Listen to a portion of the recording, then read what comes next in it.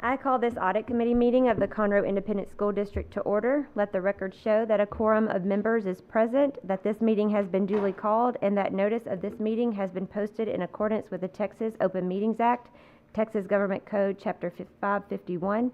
The time is now 7:30.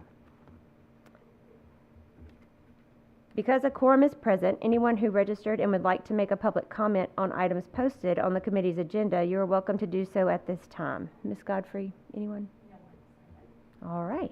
In that case, we'll move right into item number 2 of our agenda. First of all, let me say thank you all for being here. Good morning.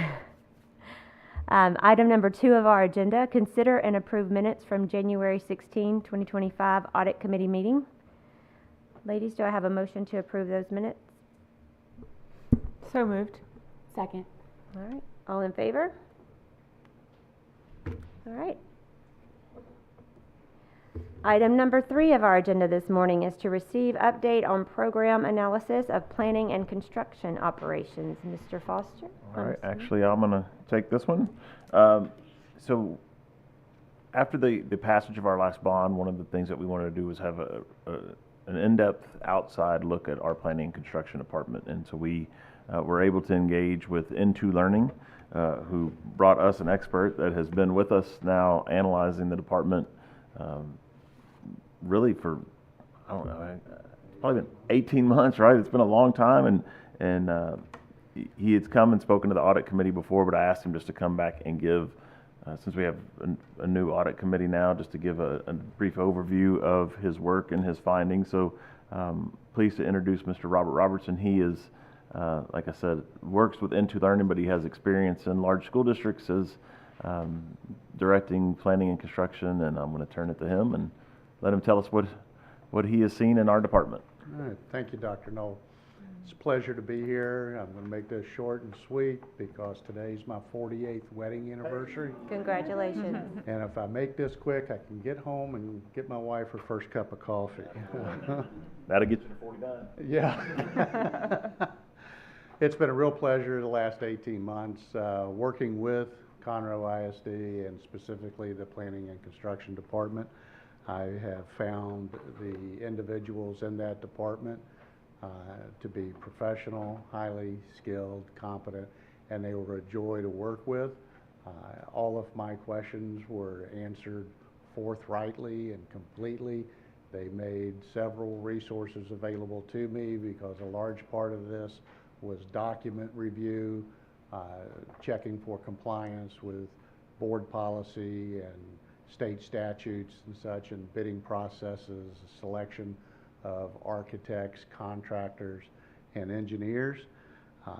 Conducted multiple interviews with each individual in the P&C department, as well as senior leadership and other departments that work closely with planning and construction, such as the maintenance department, finance, and those in the instructional side of the house as well. I attended multiple meetings, both of design nature, which would involve the architects, engineers, and P&C personnel in the design of the schools and of the individual projects. I attended multiple owner, architect, and contractor meetings, which are referred to as OAC meetings that occur during the construction process.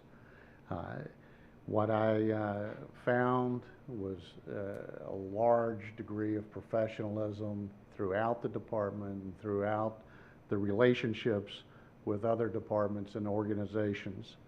I've made multiple recommendations, nothing really earth-shattering because there was nothing that actually stood out as being a problem or a potential for problem, just some things that would improve efficiency and effectiveness of the organization.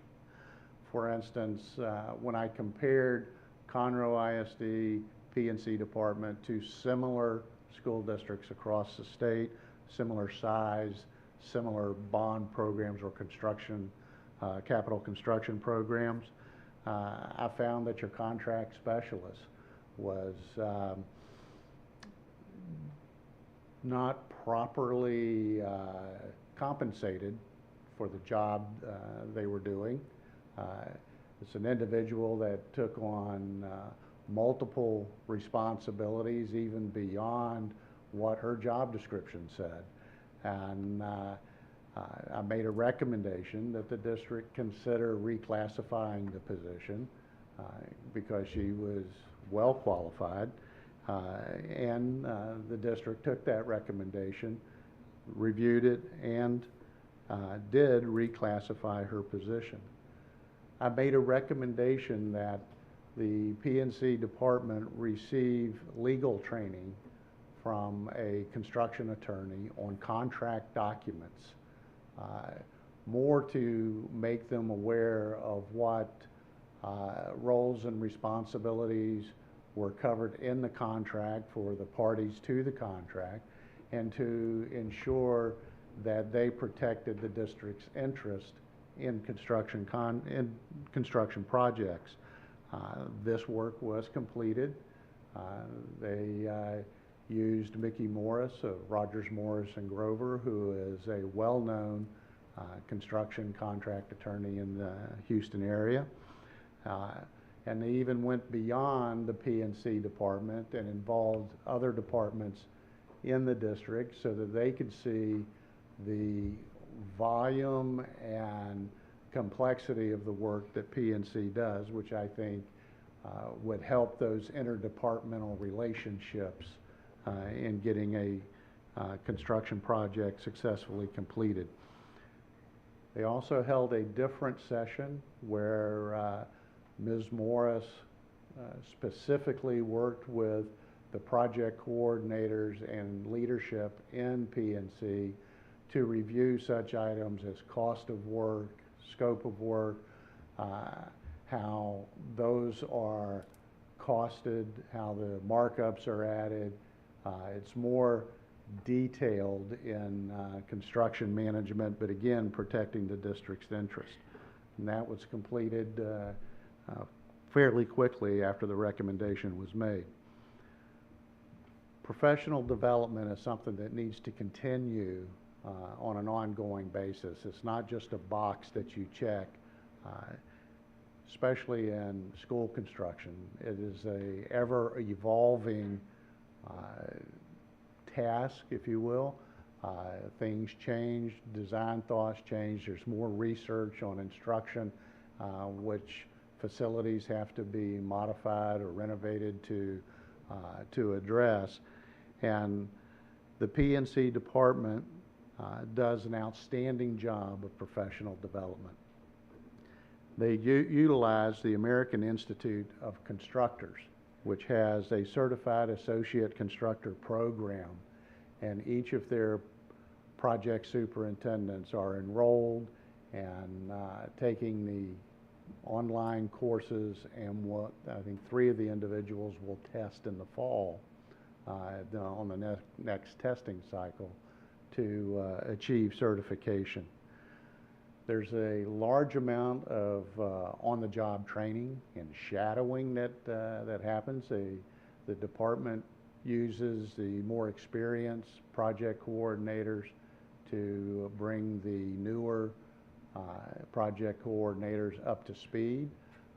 I witnessed them attending the OAC meetings, asking questions, being told, this is how things are done, or this is why we do it this way, but helps bring them up to speed. And a lot of this was going on prior to those project coordinators being assigned projects of their own. And as I said earlier, this professional development is something that needs to continue. So I'd say it's not complete, but it should be ongoing as for any organization.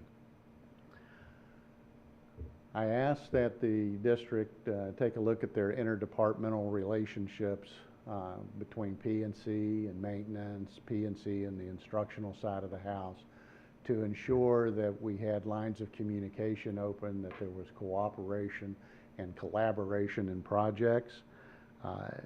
In response to that, there was an organizational change in Mr. McCord's organization that created an executive director that took some of the operational departmental load off of him and spread it out to give greater focus to relationships, for instance, between P&C and maintenance.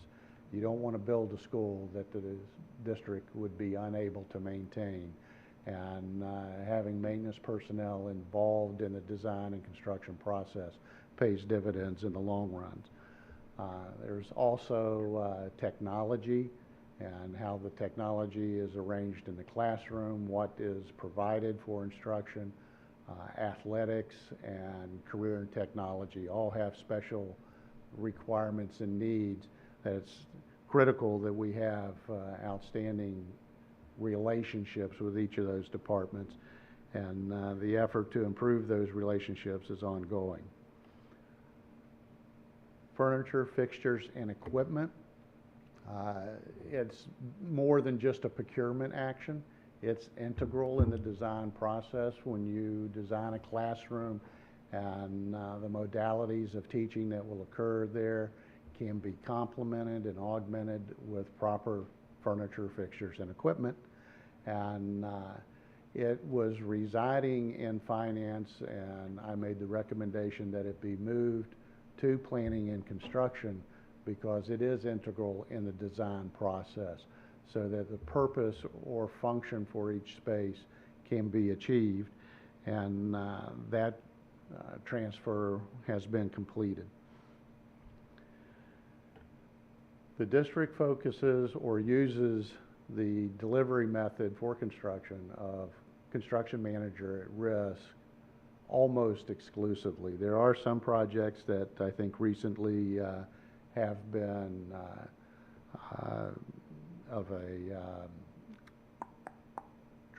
I'm having a senior moment, mind blank. I'm sorry? CSP? Yes, competitive sealed proposal. A CSP delivery method. No single delivery method is best for all project types. That's why there are seven different delivery methods delineated in statute that are available to be used. While for a majority of the projects in your capital construction program are suitable for CM at risk, it gives you greater flexibility in managing a bond program because each project is related to others in scope and sequence, and the timing of those is critical. And you have greater flexibility in a CM at risk delivery method to manage the timing of those projects which make up the program. And I would recommend that in your future bond program and in the planning for that, you consider using other delivery methods based on the project type, special conditions, and the program schedule. I think one of the greatest advantages of CM at risk is that you can actually begin construction before the design is complete. You can do site preparation and permitting and such that actually shaves a few months off of the construction process. But there are some projects that are pretty well defined in their specifications and drawings and can be done in a CSP or other delivery method. And I think if in a future bond you plan accordingly, then you can meet the schedule. I had also recommended for future consideration to fund the planning and construction department through the bond program. The advantage to that is it frees up general fund dollars for use in the instructional side of the house. Statute does permit those activities and functions that are associated with the bond program to be funded from the bond program. In your last campaign, It was very clearly stated that there aren't salaries in the bond program. You didn't have office expenses and whatnot, so you would not do that in this current situation. But for your future bond, I think that would be well worth doing. Majority of the school districts that have bond programs do that. And it also gives you greater flexibility in your P&C department. It makes it easier to adjust your resources based on the workload without having to comply with your other personnel policies and such. The ability to flex how many people you need or what resources you need, you can do that easier through the bond program. The OAC meetings that I attended, I found to be very professional, well organized, and effective. But a couple of recommendations out of that is to delineate lines of communication for project work. Often in the meetings there were, the contractors would ask a question that this was requested by someone outside of P&C department, someone else in the district, and they didn't know if they're supposed to do it, include it, if it would lead to a change order or to use contingency money to do it and stuff, and it just kind of clutters the process. There needs to be just very clear lines of communication, very clear lines of authority as to who can authorize or request additional work or additional scope. Not major, they were just small things, but sometimes those small things add up. And then I would recommend for the program at large that a post-mortem assessment of contractors, architects, and engineers be conducted. When you're finished with the job and you've reached substantial completion and you're turning the school over to the new principal or completed the renovation project, is to do an objective evaluation of all the parties involved in the project and just ask the basic question, how did it go? And did it go as well as we thought it would based on our evaluations when we selected those architects to design the building, the general contractor to build it, the engineer to design the mechanical, electrical, and plumbing stuff, and did our project coordinators and the district live up to their responsibilities? Especially since Conroe is a growing school district, this is not the last bond program you'll have, and I think doing this post-mortem assessment will aid you immeasurably in selecting the next group of architects and engineers and contractors to do your future work. That's the extent of my report, my recommendations. Any questions? Do you have a copy of the report that we could see? I don't think I got a paper copy. We have sent it, we can send another copy. Okay. I thought You I sent have- it you since have you sent guys it? have on, Oh, okay. but I mean, I've sent Okay. y'all a million You've sent things, us so a it'd be lot, very, so- yeah, so I- just in case we'll we go don't back have it. and make sure we send it. Thank you. Okay, hi, sorry.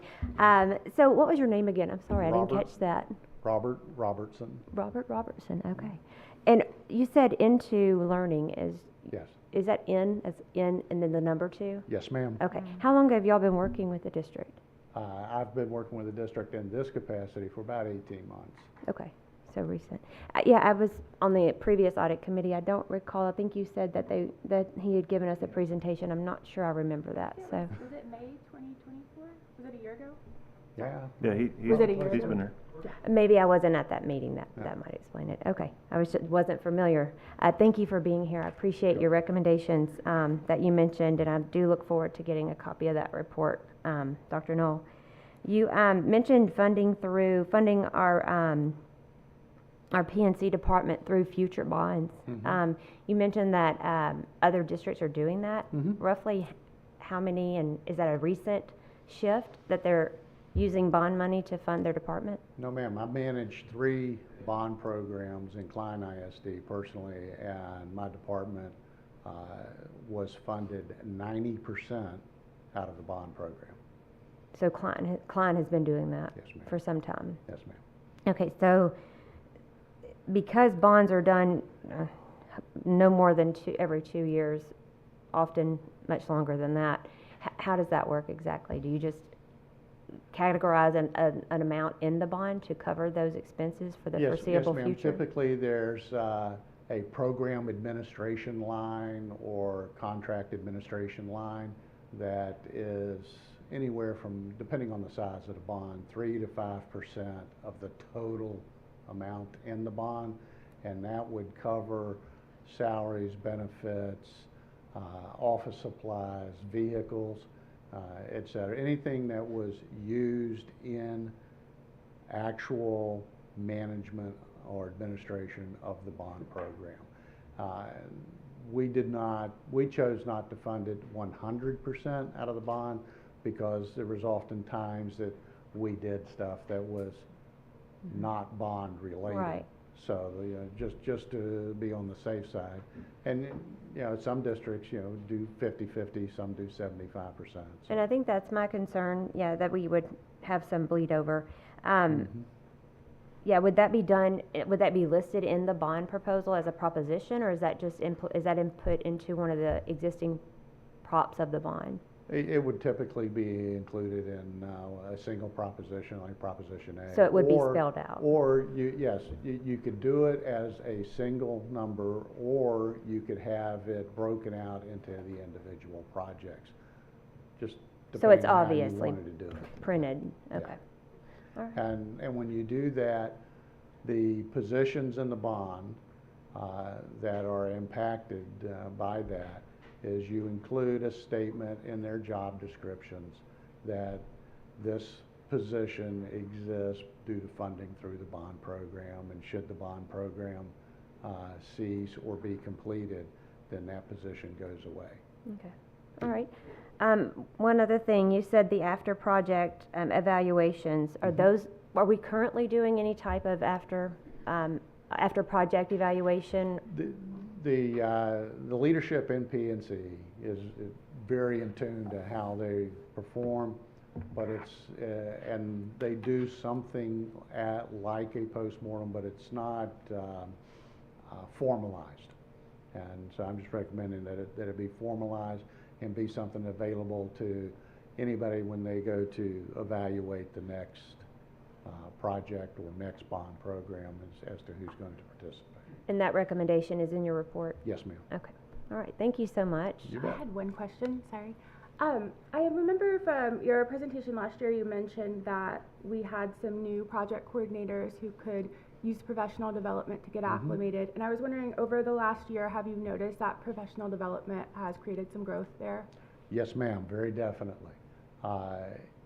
The director of P&C and his assistant director have been very closely involved in mentoring and doing what I call on-the-job training, weekly basis meeting with the new project coordinators and covering some aspect of the construction process. They also teamed the new ones up with more experienced project coordinators and had them attend OAC meetings with them. They attended design meetings, all to bring them up to speed and to show them as much as possible of the construction management process. And those are the individuals that are also enrolled in that certification program from the American Institute of Constructors. Their confidence, their ability to talk the language and address issues as they arose grew tremendously over the period.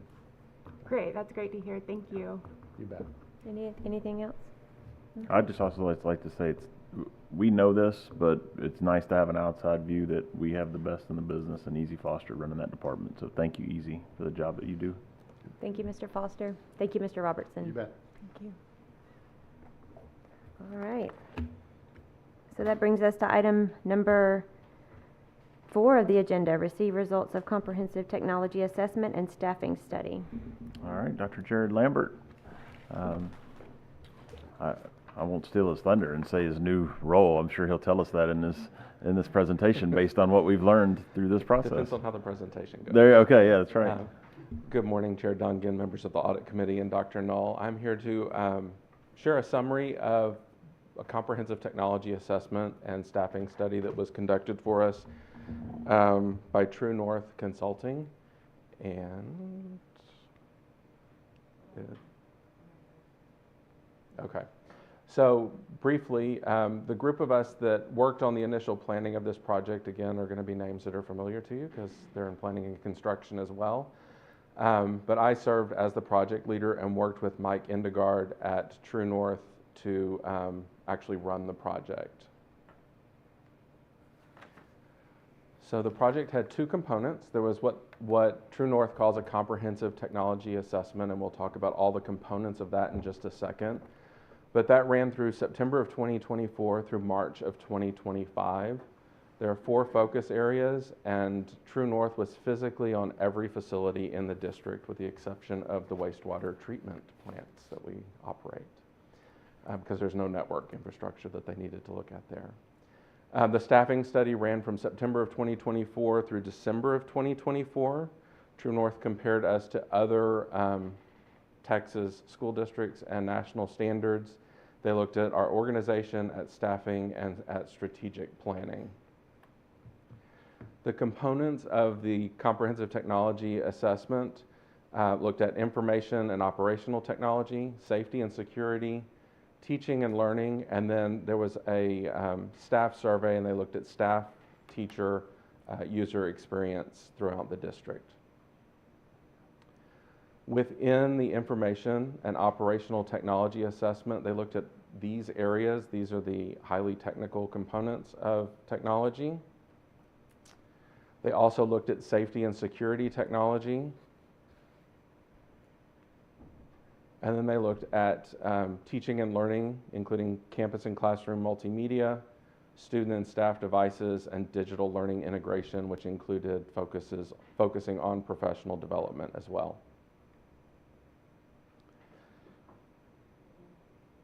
The 4th component is the teacher user experience findings, and they did a comprehensive dive into what the people in Conroe ISD think about what we're doing with technology. There was a staff survey that went out. I believe the total responses were something like 2,600 responses. Of those, I believe 1,800 were classroom teachers. But they asked about the background of the person completing the survey. They asked about the availability of classroom technology, how teachers use the technology in their classroom. Again, they asked about professional development. They asked about devices that teachers and students have access to, the support of those devices, and how long it took to resolve problems. And then it gave them, teachers and anyone else who completed the survey, a chance to provide some final thoughts. But True North also did focus groups, interviews, and what they call deep dives. There were focus groups with students, with teachers, with building principals. There were deep dives with technology staff, district administrators, curriculum staff, and instructional coaches at both the campus and district level as well. Just a little bit about the technology survey. Of the participants, I pulled out how much experience the people who completed the survey had. You'll notice that the largest single group is people with 20 or more years of experience. So we do have a good foundation of backgrounds of people that completed the survey. And I did want to highlight, again, a quote from one of the teachers at Tough Elementary. That's all I know about them. I don't have names of any of these people, but it does tell me where they worked when they completed it. And it's just, this teacher says it's just important that our students get experiences with technology that help them learn to be safe, creative, and innovative digital citizens. And you're going to see that, I think, come out through the entire assessment. Some themes that came out of that survey. Teachers and all district staff are very interested in device standards, a standard for what devices we use. The notion of one-to-one computing comes out over and over and over again. That can mean a lot of different things, from teachers wanting kids to have devices at home or just access one-to-one so that every kid in the classroom has a device. Along that same strand, teachers say they want more devices for their kids and they want a fair distribution so that every campus has equitable access. Teachers mention teacher laptops. A theme about staffing is more emphasis on instructional coaching and more emphasis on repair, so our level 1 support with our repair technicians.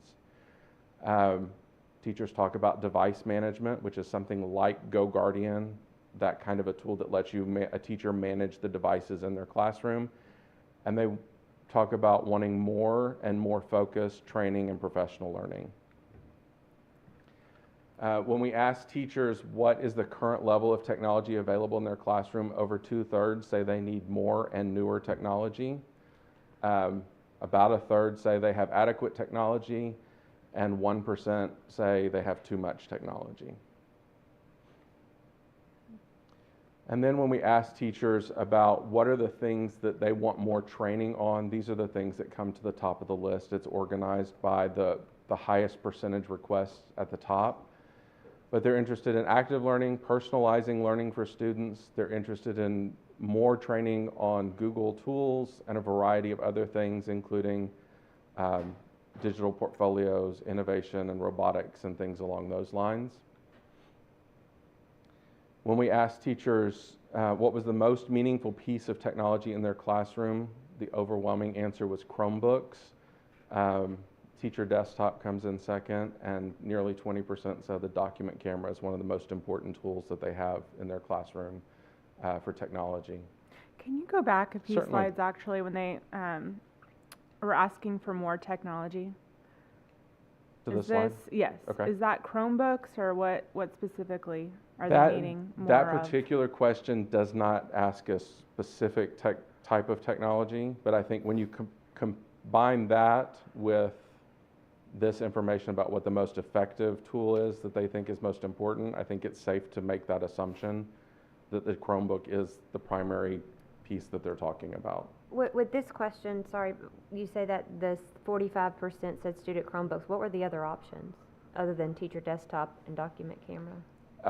There were things like iPads, there were different assessment tools. I can get the actual question and send that Yeah, I'd to like you to so you see see that. all of the details, and I can get it where it has all of the responses. These were the top 3 by percentage, but we can absolutely share what the other options were on the list. There was an option that said other, where they could write in anything they wanted as well, but I'll share that with you. Yeah, because 45%, yeah, that's the, I guess, I'd like to see the other options. Absolutely, we'll get that to Where you. are we at on the one-to-one? Because I know we had a bond for Chromebooks. So currently what is happening is we're continuing to replace devices based on when their operating system is end of life. So that is ongoing.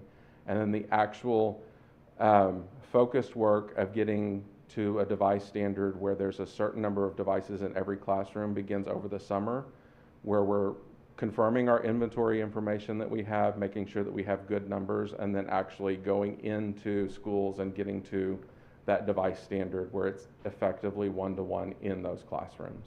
So is that the goal for the fall, to be one-to-one, or? I don't think it can happen for the fall. Based on what the numbers look like, we would expect it to be in place in January, so mid-year. And just to be clear, our bond program was not a one-to-one. Like, we did not go out to tell people that we were going to go one-to-one, especially when people hear one-to-one, what they automatically assume is that we are going to issue a device to every student. And that is not the intention of the bond program at all. We're creating a device standard that would effectively, if a school had 1,000 kids, it would effectively have 1,000 devices at some location in the school. That is, when we say one-to-one, we're referring to that, but I know a lot of people hear that, they just think, are we going to issue devices? We will not be issuing devices. It's part of this bond program. That would have to be a specific future endeavor.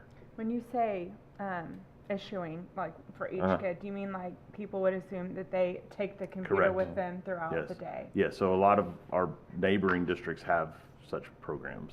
Okay. So But the goal is still to have 1,000 Chromebooks for 1,000 students. 1,000 devices, not necessarily Devices. Chromebooks. So that's when we're saying one-to-one, you're going to count items that may be in the computer lab, you know, those desktops. You're also going to count, you may have iPad carts, you're doing your Chromebook cart. So So total combination. devices, we may be at one-to-one across the school, but it would be a lot of different devices. And those other districts at one-to-one is, here's your laptop, checked out to you at the beginning of the school year, and you return it at the end. I see. That also requires a lot of manpower to manage and to repair and all the things. So that would have been a significant investment, more than what we put into the last bond for technology. Certainly can be a future consideration. I think this document, this process will certainly drive the next bond committee's conversation about what should be included in the next bond for technology, because this is great information here. Mm-hmm.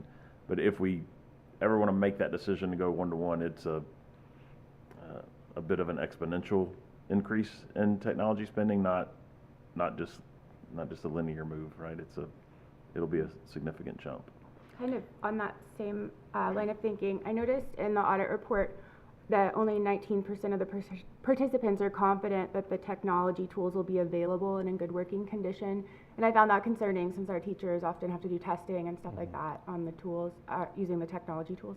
Do we have anything to address that and make sure that things are in good working condition? And I think that is the point behind the device plan, is to make sure that, and I do, Dr. Knoll's absolutely right, I do say effectively one-to-one to mean in an elementary classroom, we would expect that there would be 22 devices in a classroom. Those devices would stay in the classroom, there would be access to them, but the child would not travel with them and they would not take them home.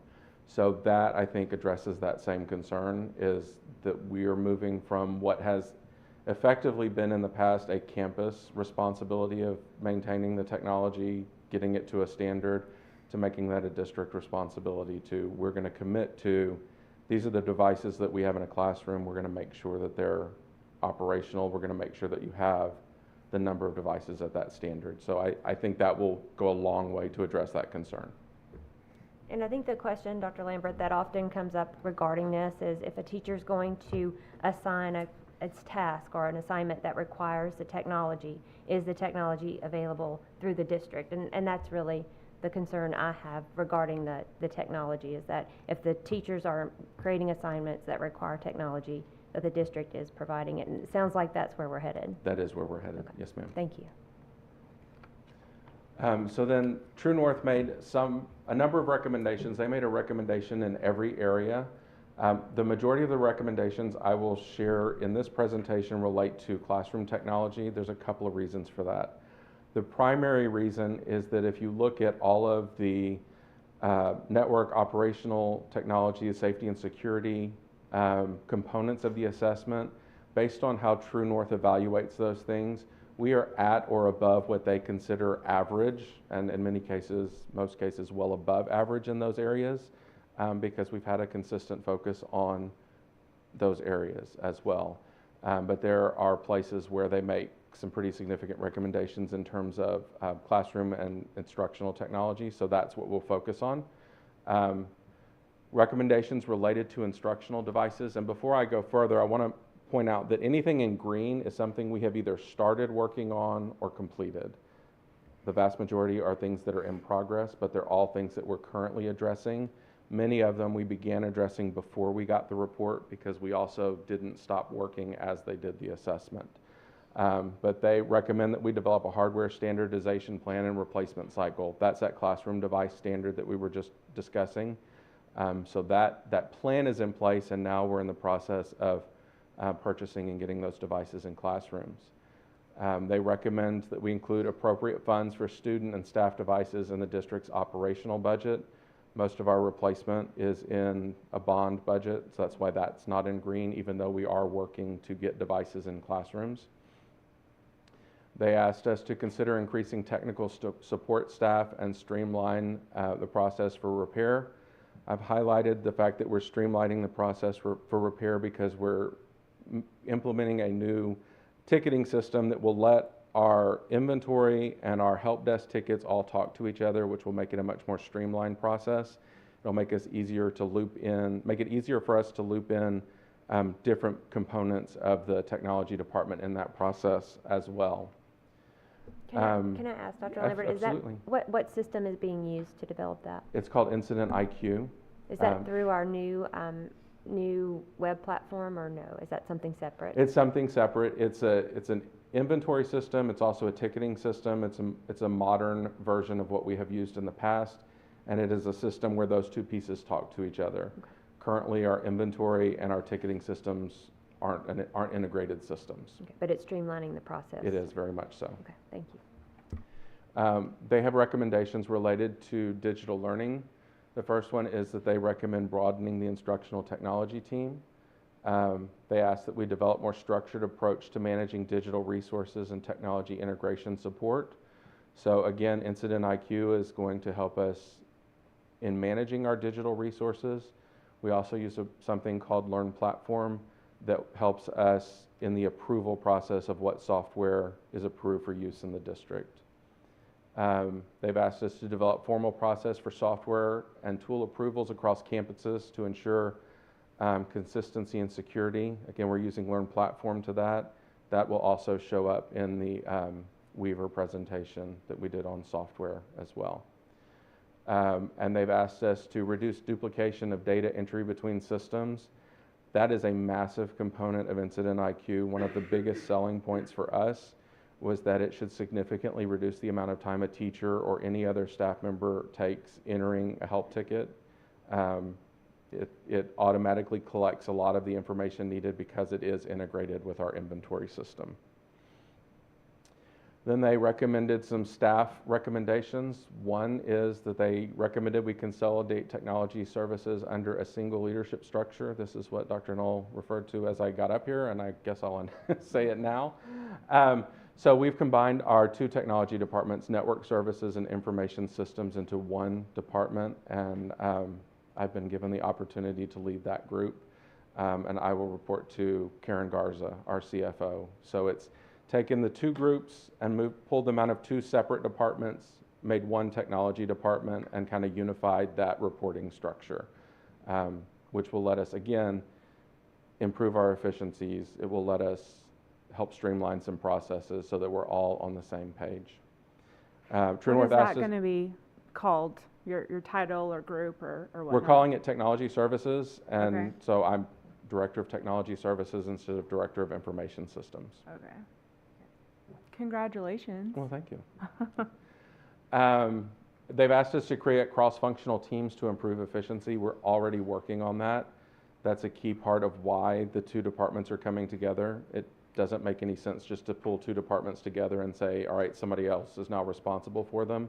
But we're actually looking at the functions of the people in the departments and creating teams that pull from both areas so that one key example that comes up is we've got programmers and developers in both departments, and we're going to work on making that a single team so that they work together rather than independently on projects. They've asked us to create a unified technology vision and strategy. We're working on that. To establish consistent governance and security frameworks. Again, we're working on data governance. We're working on software approval processes.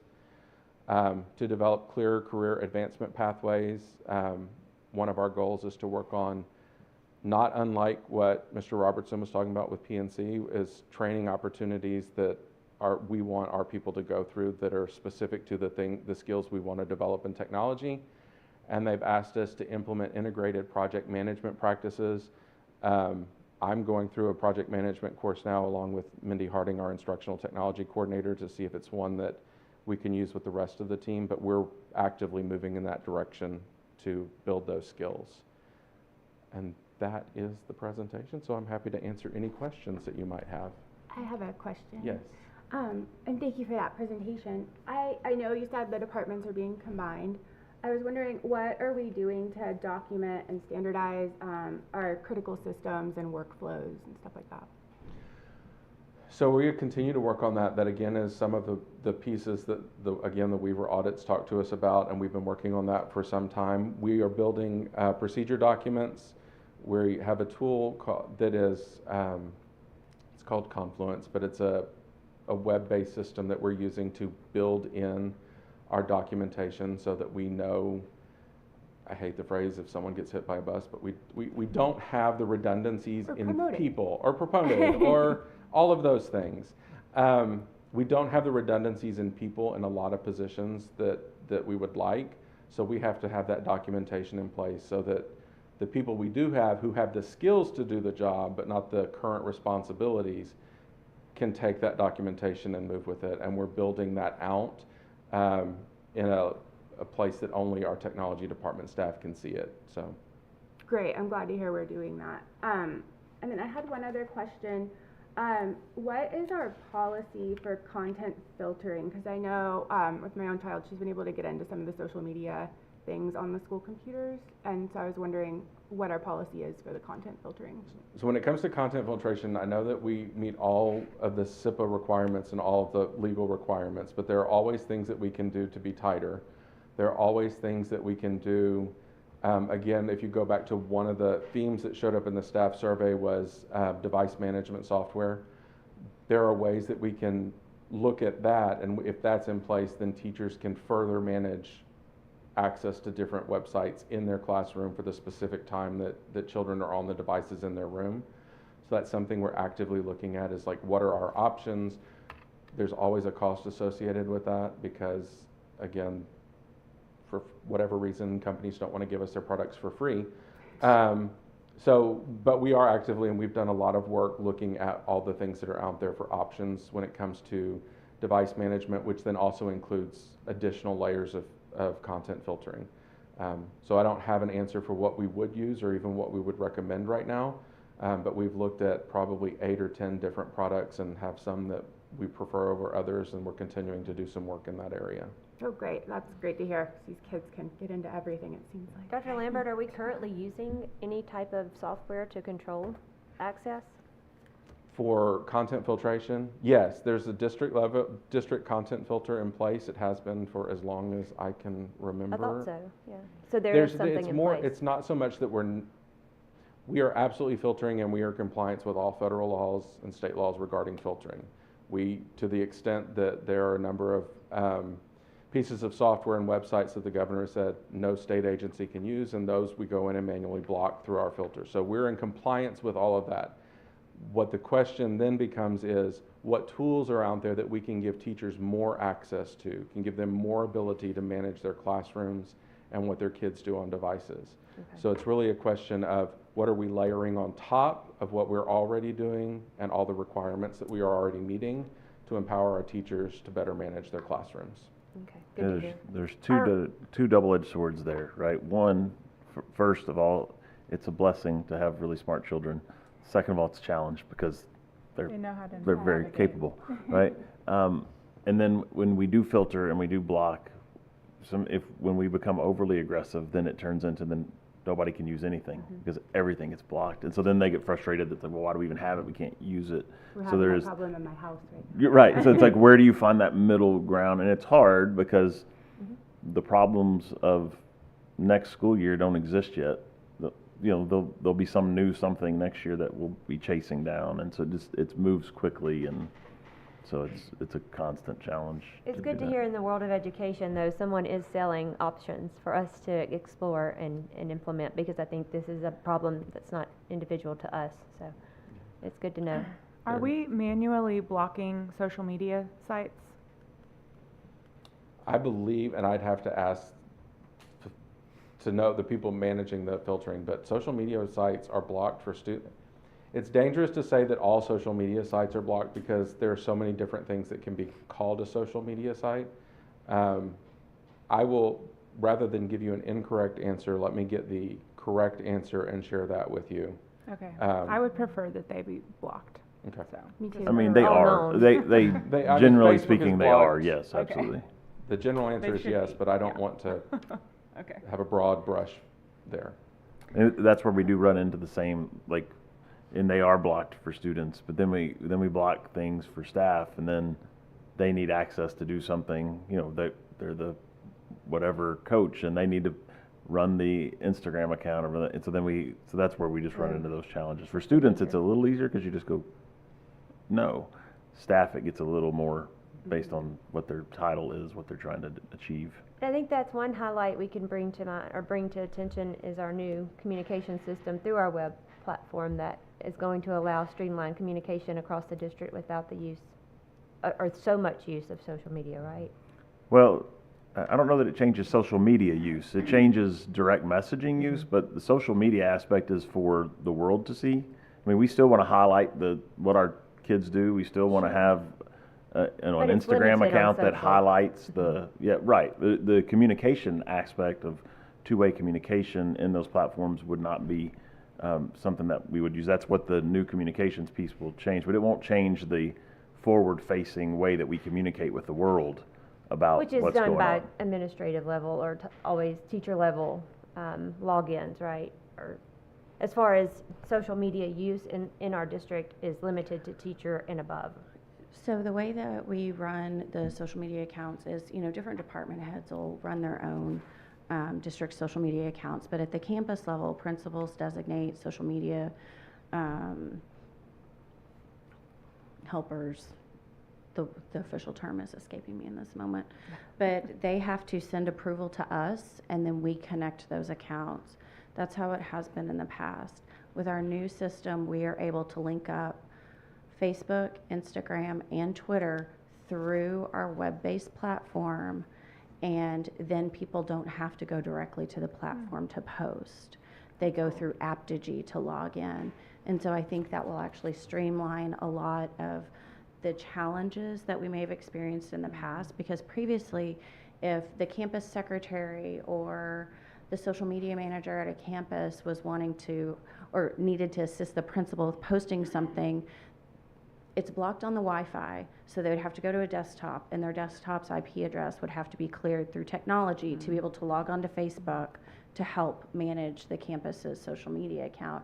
And so now Aptogee is, we're still adding the accounts to it because we have, I don't know, about 300 in total across the 3 platforms, but that's going to make it a lot easier. Yeah, that's a good solution. And those are staff level logins or staff level positions. Are we asking students to use social media on school's behalf? I don't. No. So students may run club social media accounts or things like that, but it's overseen by an advisor. But again, that gets into the area of student speech. Okay. Interesting. Thank you.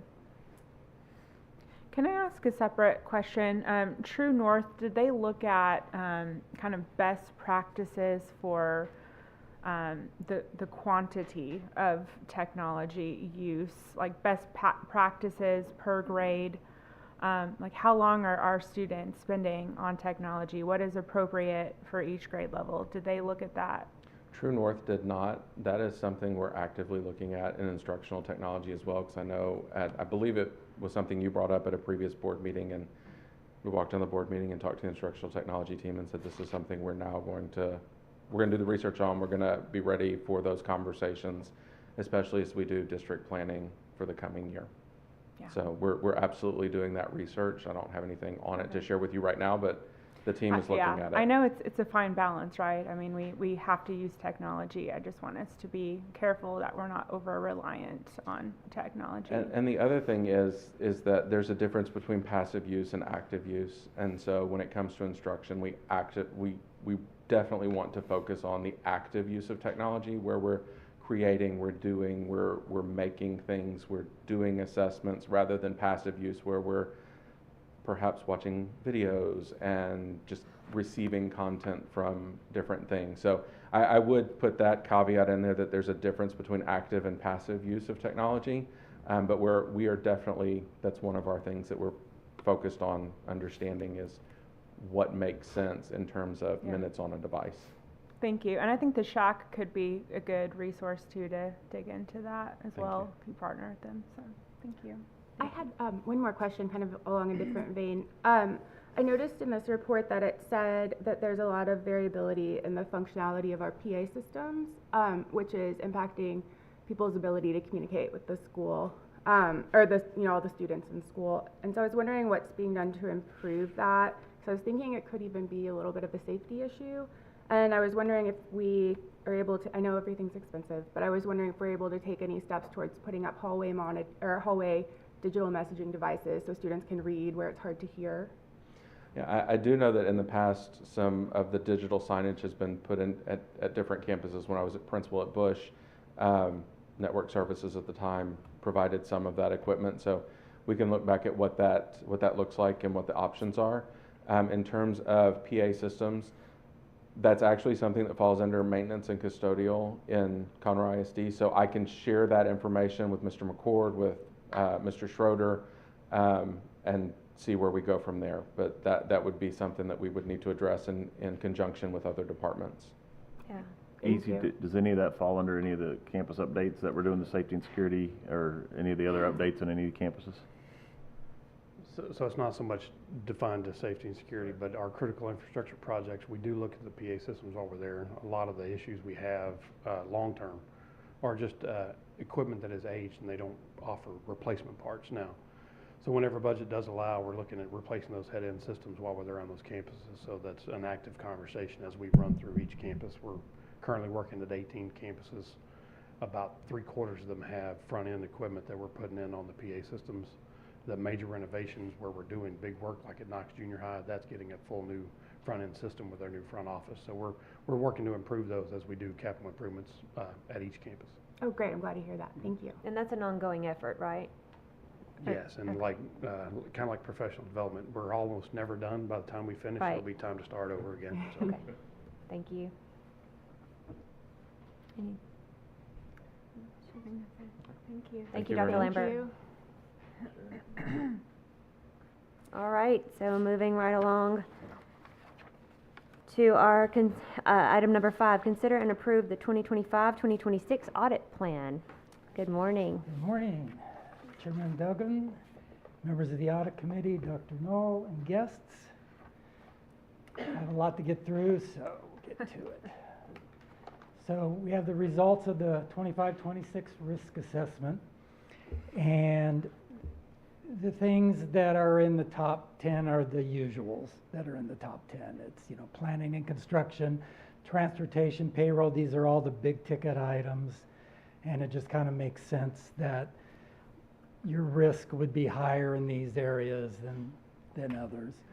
And you notice that in the last 2 years, we've hit all the top ones, or we're going to have it on next year's audit plan. So, any questions on the risk assessment? Okay. I think we're good there. So, Wait, sorry, could we go back? oh. Oh.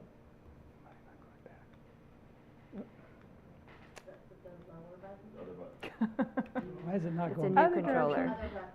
Hit the other button. Oh, did I hit?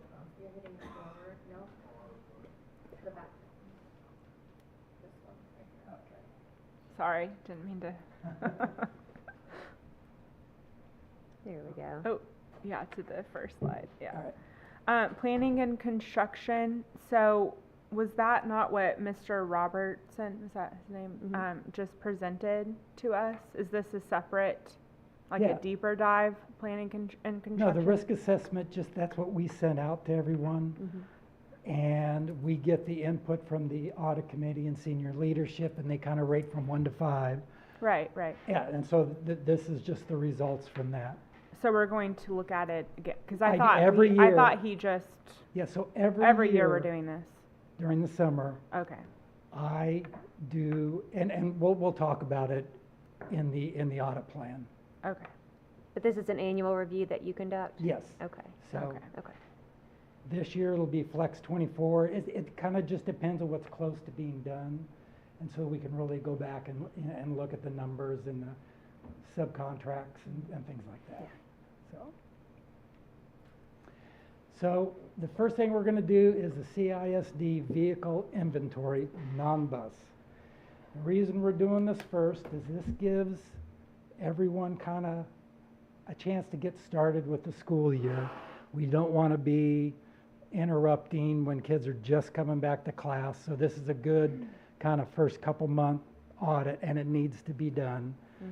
And what we'll be doing is just looking at the process for how vehicles are added to the fixed asset ledger and how they're disposed of, and we're also going to do a complete vehicle inventory.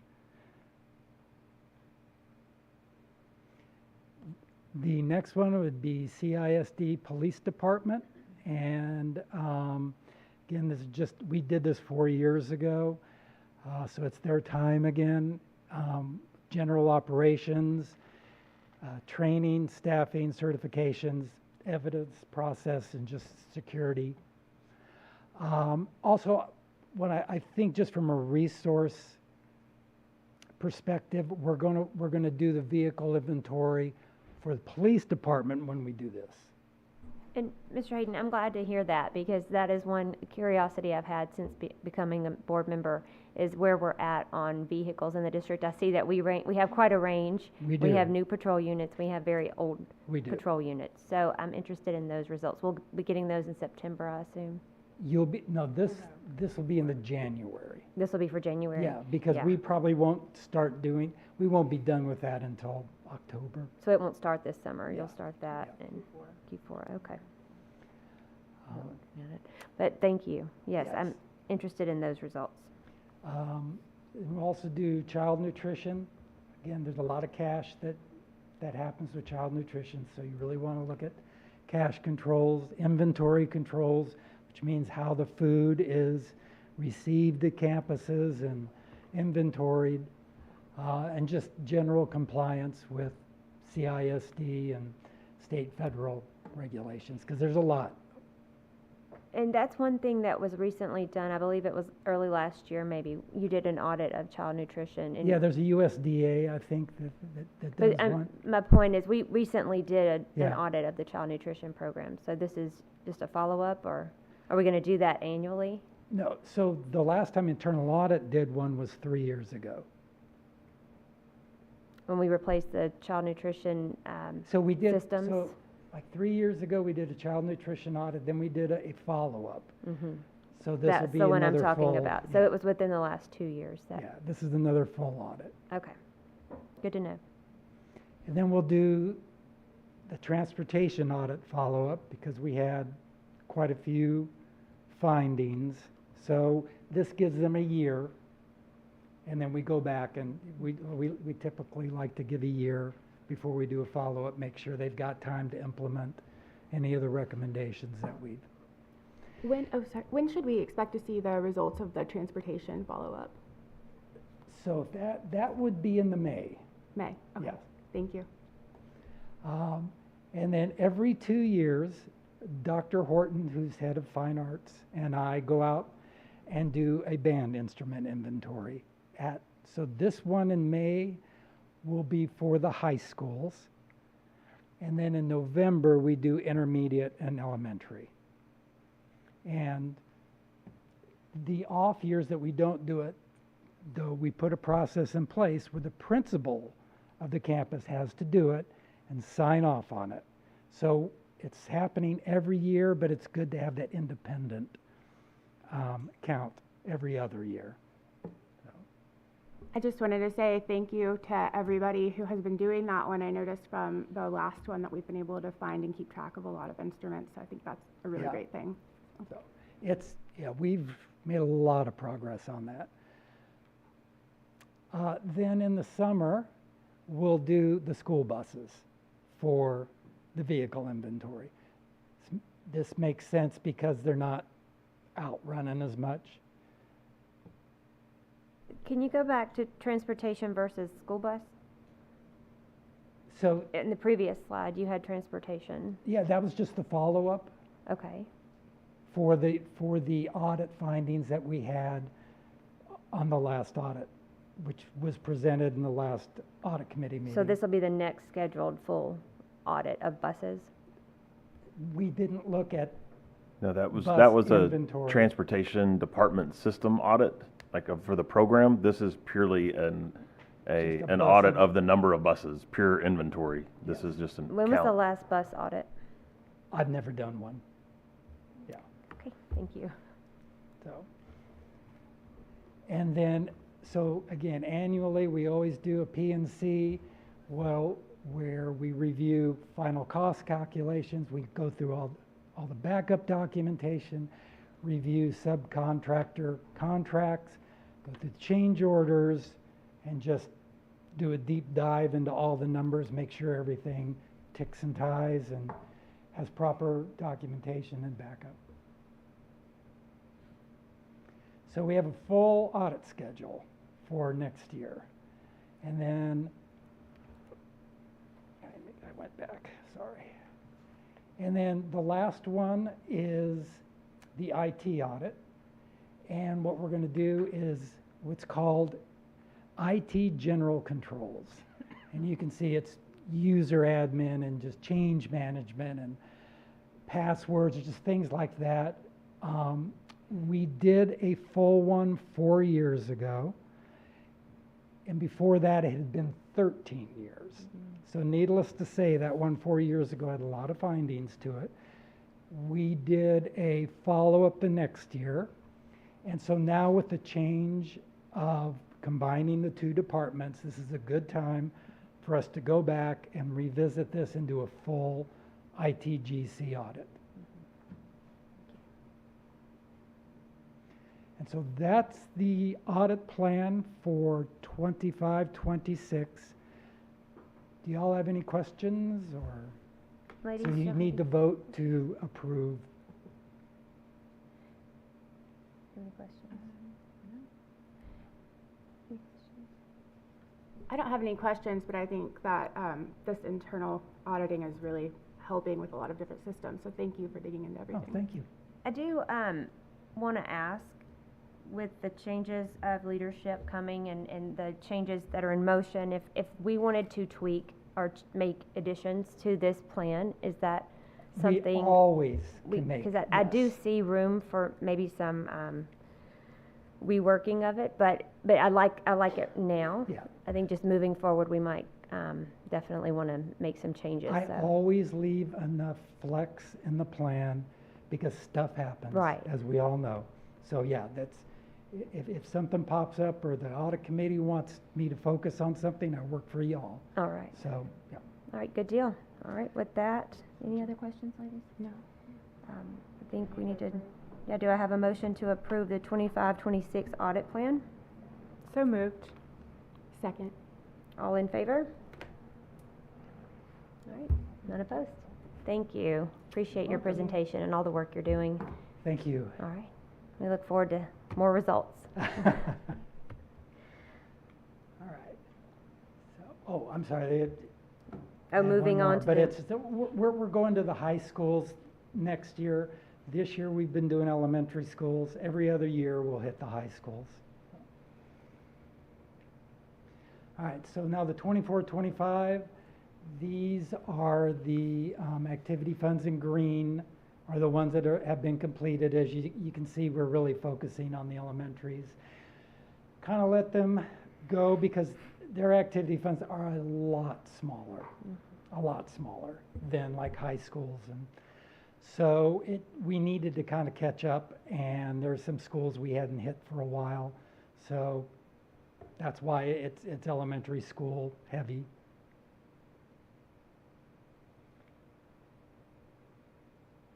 Chromebook inventory, it's currently in progress, in process. So what we're doing, and Dr. Lambert touched on this, they're going to a new inventory system for Chromebooks. They're going to do a full inventory at every campus this summer. What we're doing is kind of a pilot run. We're sampling inventory at 5 campuses. We're trying to determine what do you need resource-wise to get this done. What are the challenges you're gonna face when you do it? You know, where are those Chromebooks hidden that you may not think to look? And so that's kind of what this is just to help. When they do the summer and they hit every campus, they've got a better roadmap of how to do it more efficiently. And we've already, just in a couple schools we've done, we've learned some good lessons. You got to have 2 people on the team that There's a lot of Chromebooks in closets and stuff that you just have to look in every nook and cranny. So it's going to be And Dr. resource Knoll, attentive. I'm sorry, did you say that students are not allowed to take Chromebooks home? Or can they under certain I mean, circumstances? the typical answer is no. There's always principal discretion if they have if they if they need to make something happen, then they can make something happen. Okay. And I'm not sure what I'm not, I don't know if we have anybody in here either, but in the past, we've had some inventory of some portable Wi-Fi devices that could be issued that have all of the proper protections on them, especially during COVID. That was more of a thing. But there's always flexibility for principals to meet the needs of kids when they need to do that. We do, okay. So again, this is just a good pilot program, so when they do every campus in the summer, it'll be more efficient. Are those devices inventoried as well, those Wi-Fi devices that Dr. Knoll's speaking about? I'm just doing the Chromebooks right now. Yeah. Just otherwise, Dr. Lambert could speak to that. They are, and the inventory is maintained in our department, and it only goes to a campus when they request it. So it's not something that lives on a campus that then gets passed down. They request it, and we provide that at the principal's request. Thank you, appreciate that. And in the summer, we'll also be doing the construction audit for Flex 24. And as I mentioned, final cost calculations, backup document, ticking and tying. And after 4 years, I've kind of got an idea of how their spreadsheets work, and so it's a lot more efficient now. But we used to outsource this, and now I do it, and that saves us like 20 grand a year. So. Great. I'm sorry, could we just go back to Chromebooks for 1 second? I just want to understand. Yeah, so sure. you're saying we're doing a new inventory process? I'm gonna Sorry. I just want You might to wanna make sure stay I closer, Dr. understand what Lambert. you're saying. So in the process of implementing Incident IQ, we're moving from one inventory system to another. So we're not the same use of the word audit, but we're auditing the inventory that's out there. We have temporary workers that are going to go to every campus and make sure that all the inventory that's there is in our system as we transition between inventory management systems.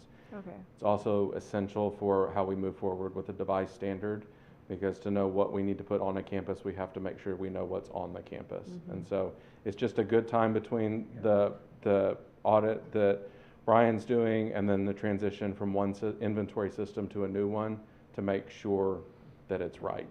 Okay. Makes sense. Thank you.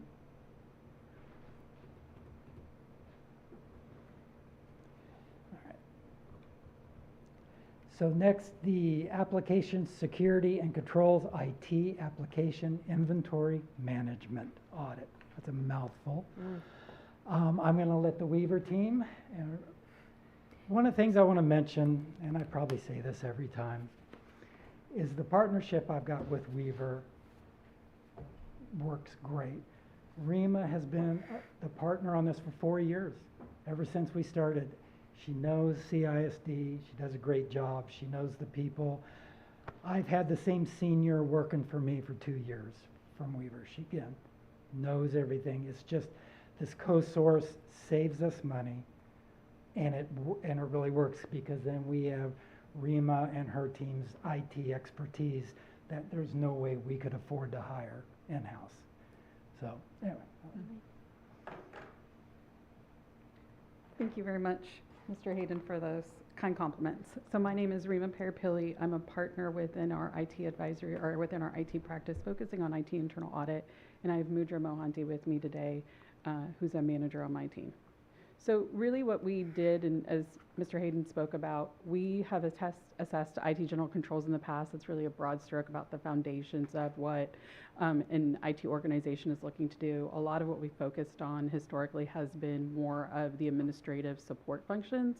So that's what we'll continue to look at. And as Mr. Hayden mentioned, as part of the change that's coming, we'll kind of factor that into kind of the scope of the systems that we look at. What we did as part of this assessment was really kind of looking at the IT application inventory. So we've talked a lot about Chromebooks, which is a physical asset. You can put eyes on it. Even if it may be in a nook and cranny, you can eventually find it in a closet, hopefully.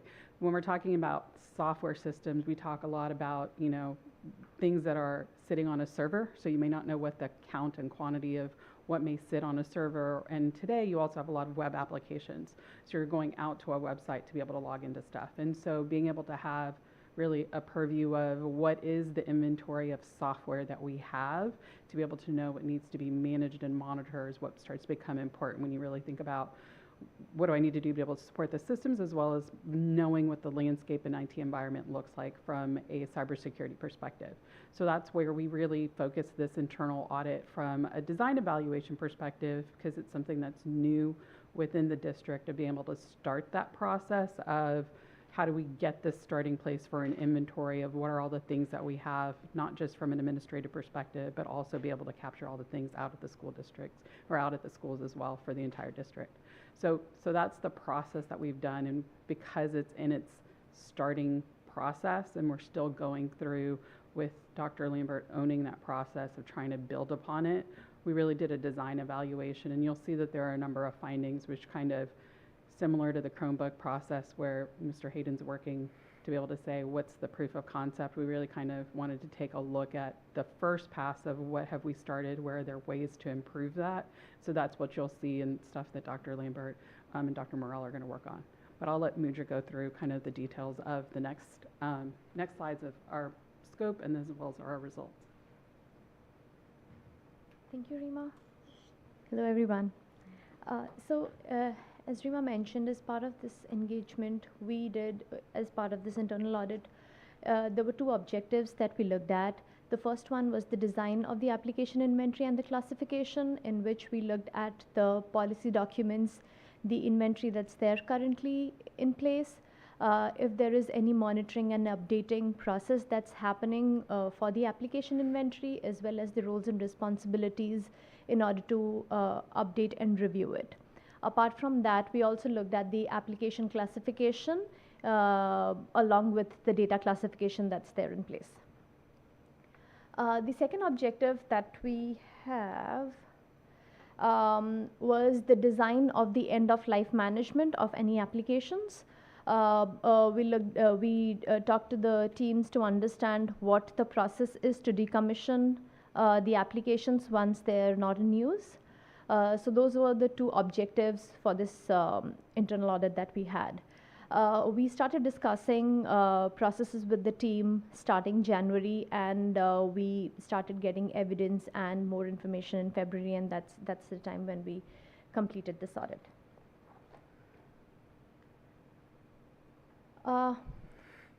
Looking at the executive summary, we, from whatever we understand from the different from the teams here, there are over 125 applications that's there in the current inventory, but that's still in progress, and that's the updating of the inventory is taking place currently.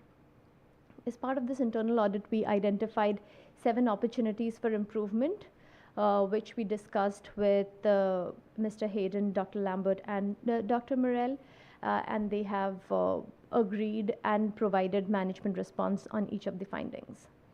One thing I would definitely want to highlight is we really enjoyed working with this team. They were very cooperative, very helpful with all the questions that we had, all the process narratives that we asked for, and all the evidence. So thank you for that. Okay. So now let's just discuss about the 7 opportunities for improvement and the management response, the recommendations that we had. The first one is the application inventory. The application inventory is not complete, as well as there is no formalized process or procedure that is in place at the moment. The recommendation that we have is to develop a policy and procedure document where it would include obviously the complete inventory, along with that the roles and responsibilities of who would update and review the inventory on a regular basis. Apart from that, criticality, sensitivity of the different softwares should be included as part of this recommendation. The management response that we got, and Dr. Lambert touched upon that, is the implementation of this new inventory system, which is going to go live in July, and about the policy implementation that's going to happen. The target date for that is September 1st of this year. The second opportunity for improvement was including IT security level impact and the data classification within the inventory. Currently, we saw that there is business classification, business level impact classification that is included within the inventory, but our suggestion and recommendation is to have an IT level impact included within the inventory, which would help prioritize whenever there's any issue that comes up from an IT standpoint. As part of the recommendation, we also say that apart from having a complete inventory, there should be the purposes of purpose included for each software.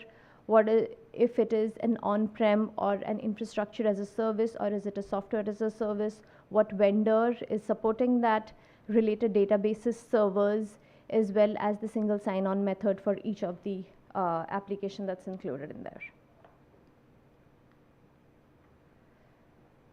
Management response is related to the one that we discussed earlier. It's about the new inventory system, and once that is implemented, this finding would also be taken care of.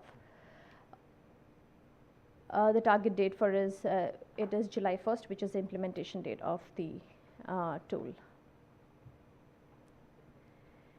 The next opportunity for improvement is over the activity funds. So currently the activity funds could be used to purchase applications which are not approved by the IT department. As part of the recommendations, we've recommended to have budgetary controls in place which would restrict purchasing of applications which are not approved by the IT department. And apart from that, management should also update the activity funds manual. The management response that we got for this is they are going to update the manual as well as the activity fund training that's there in place. Mr. Hayden will be taking care of this one, and the target date is 30th of April, end of this month. So Mr. Hayden, has that been completed? So that manual has been updated and training both completed? Okay. The next opportunity for improvement is about the administrator's access. So currently it looks like all the CISD personnel have admin access, allowing them to download and install applications which are even not authorized.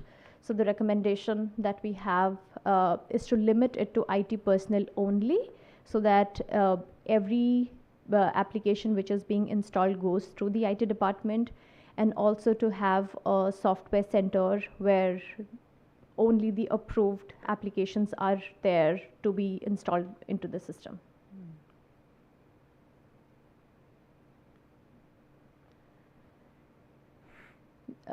Management agrees with this recommendation, but they need to have a look at the financials and the impact for implementing, having the IT department taking on this responsibility, as well as implementing the software center that was recommended. The target date for this is October 1st, and Dr. Morel will be taking care of this one.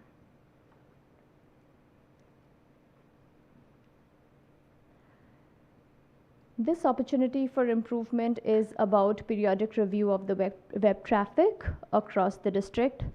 There is currently web traffic, this platform called Learn Platform, which actually tracks web traffic, but currently there is no review that's being performed on that. So the recommendation is to have a review over that, and then any high high traffic application which is not authorized needs to be blacklisted. So as part of the management response, they've included that the IT department is going to have a look at all these. They're going to review the listings of high traffic applications, and then connect with the network services team for blacklisting those applications. As well as there is going to be periodic reviews. Last month, there was this formalized IT review that had happened, whereas the annual review is going to start from January next year.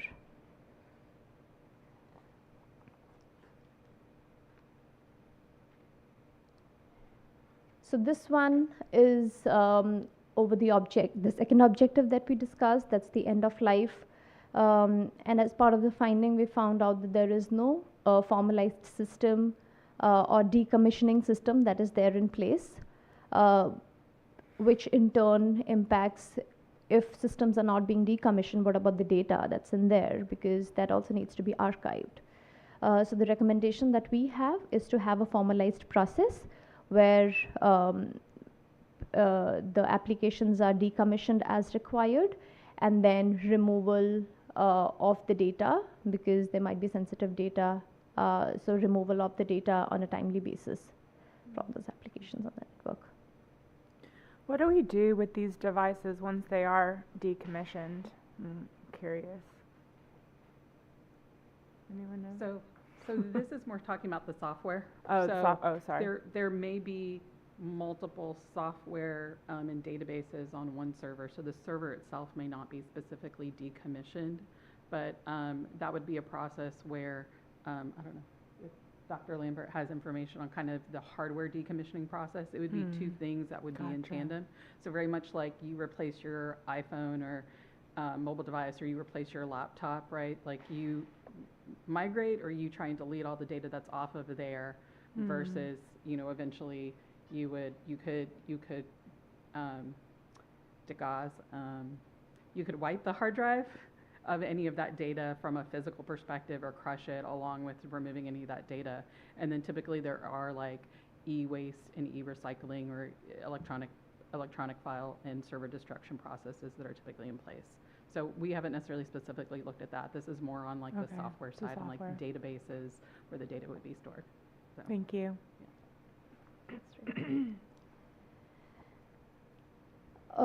As part of the management response, this again depends on funding. If they could have a data governance project in place, and then they would also look at the decommissioning process as part of that. The target date for this is the 1st of September of this year.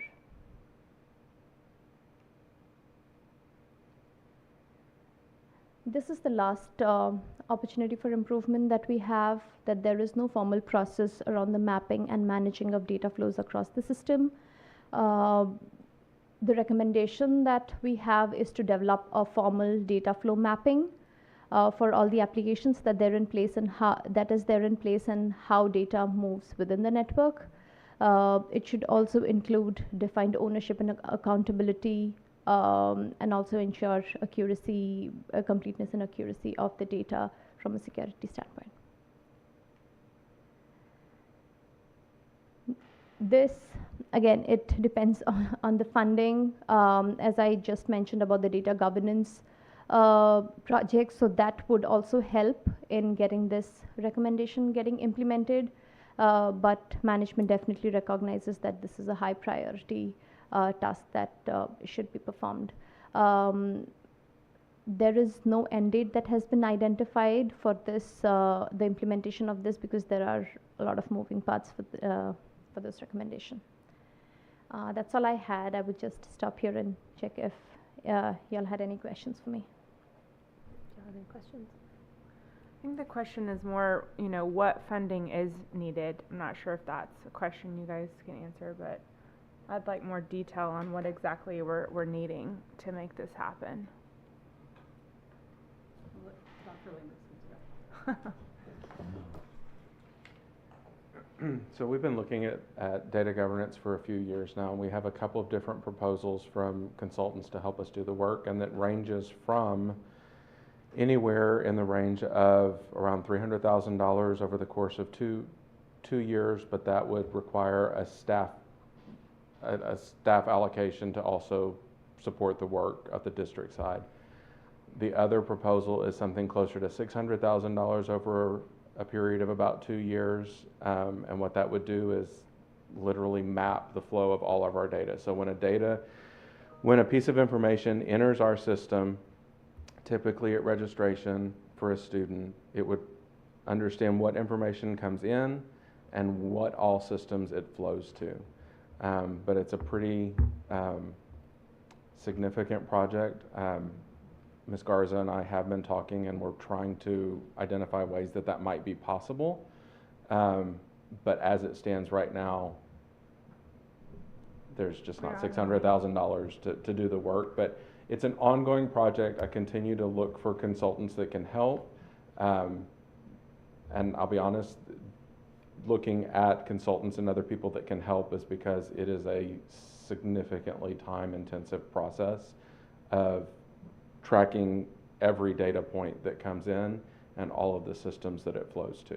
So it's something that, as I said, we've been looking at for a couple of years, trying to identify the most cost-effective, the most appropriate, the most reasonable way to go about it. But that's just where we stand right now. Are there any ways to include AI in a system that would do data tracking? It seems like that might speed it up a little bit.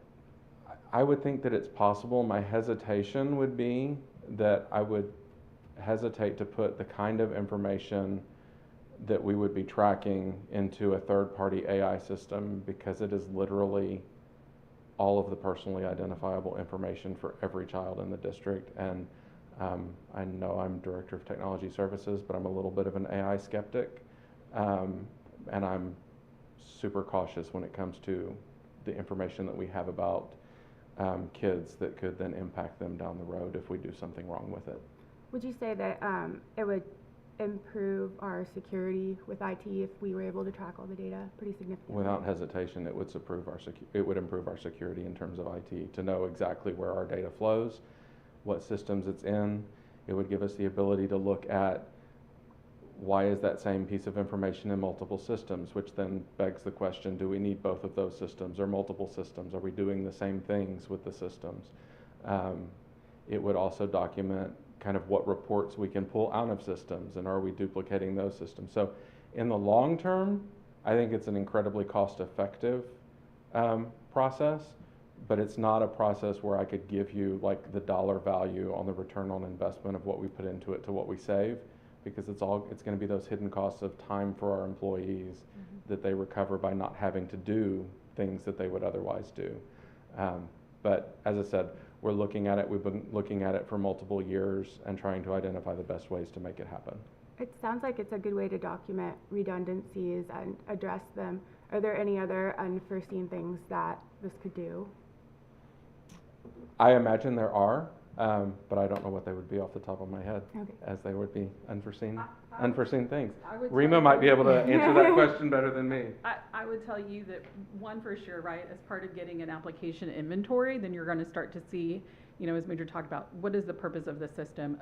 You know, do we have two different schools that are using the same application, that they have two different licenses for it and agreements and things like that? So you're starting to see where, and if you have two different systems potentially, which one is the better resource that you can start to get processes be more efficient in there, where you're having to support one tool and application versus two. Once you start to have an inventory, then you can say, where am I manually migrating data between two systems? Because that definitely is happening today.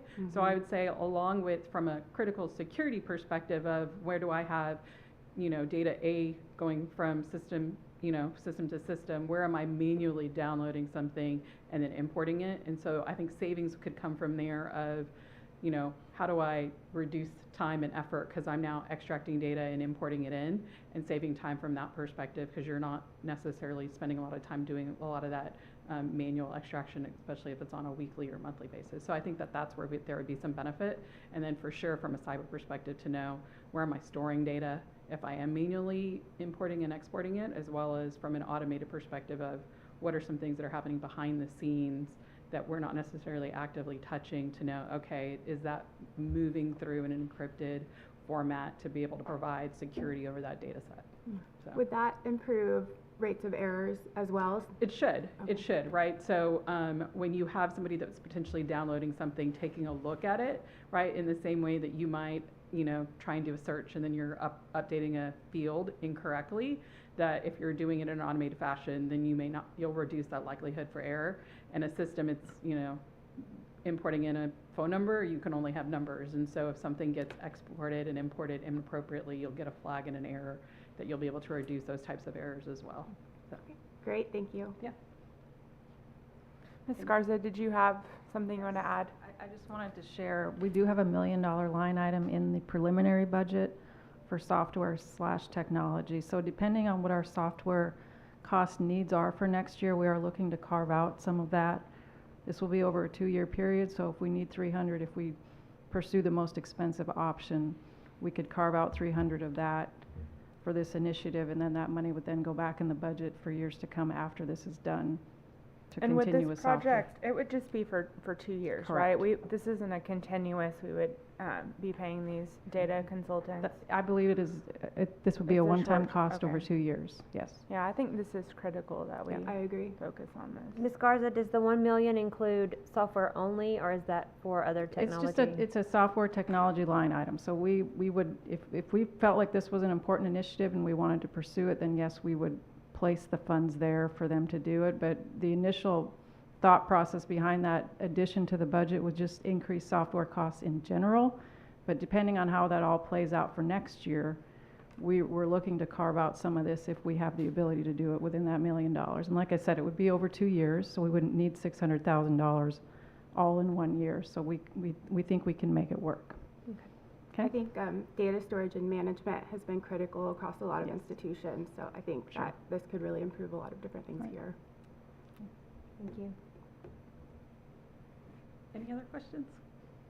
I think we're good. Thank y'all so much. Thank you. We appreciate the work you put into that. Yeah, this is really good. See, that's a good thing about these audits too. It's not just the findings, it's the conversations that get sparked by the audits themselves. And, expanding that knowledge and the questions is always a good thing. Yes. Next, the one everyone's been waiting for, the internal audit over HR recruitment and attrition. So Brandon from Weaver will be presenting this. Good morning. Good morning. Madam Chair, trustees of the Audit Committee. It is my pleasure to present on this topic today. I know this is one that definitely everyone is very interested in. And so happy to talk. My name is Brandon Tanis. I'm a partner within Weaver's Governance, Risk, and Compliance Group. I lead our public sector practice, which includes local government, K through 12, higher ed as well. And so with this report or this audit that we worked with, definitely HR and the campuses, we were able to come through on this. And I'll tell you, it's called internal audit, but it had a more consultative advisory approach. And so what that means is really looking at what is our current state of how we go from the whole process, from recruitment to retaining and having attrition for those educators that we really want to keep to what makes our district great, right? Our people are our greatest asset, and everything that makes this district great is those educators. And so we really looked at it as more of what are we currently doing, and then also how do we measure up to our competitors, really? I mean, they are competitors when we think about we are fighting against having educators throughout the district, and you are in this northern part of Houston that you have some very other large competitive districts. Cy-Fair, you have Tomball that's continuing to grow, and you're growing here in Conroe. And so definitely I understand that. I grew up down the road and definitely live in Houston, and so see the impacts that this district is having. And so over that, I'll tell you the scope of this really was the full cycle from recruitment, development, so our training and development side, to attrition practices that we are doing for our faculty and staff. And so I will tell you it was educator focused with administrators at campuses. So what we did not include was district level, like administrative positions, your IT folks, your HR. This is really an educator focus, since we know that is one of the biggest concerns.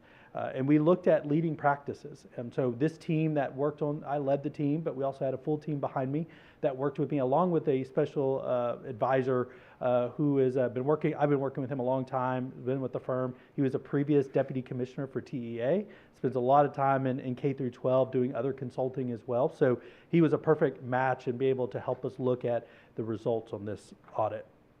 And so I'm going to walk through kind of what our scope and objectives were.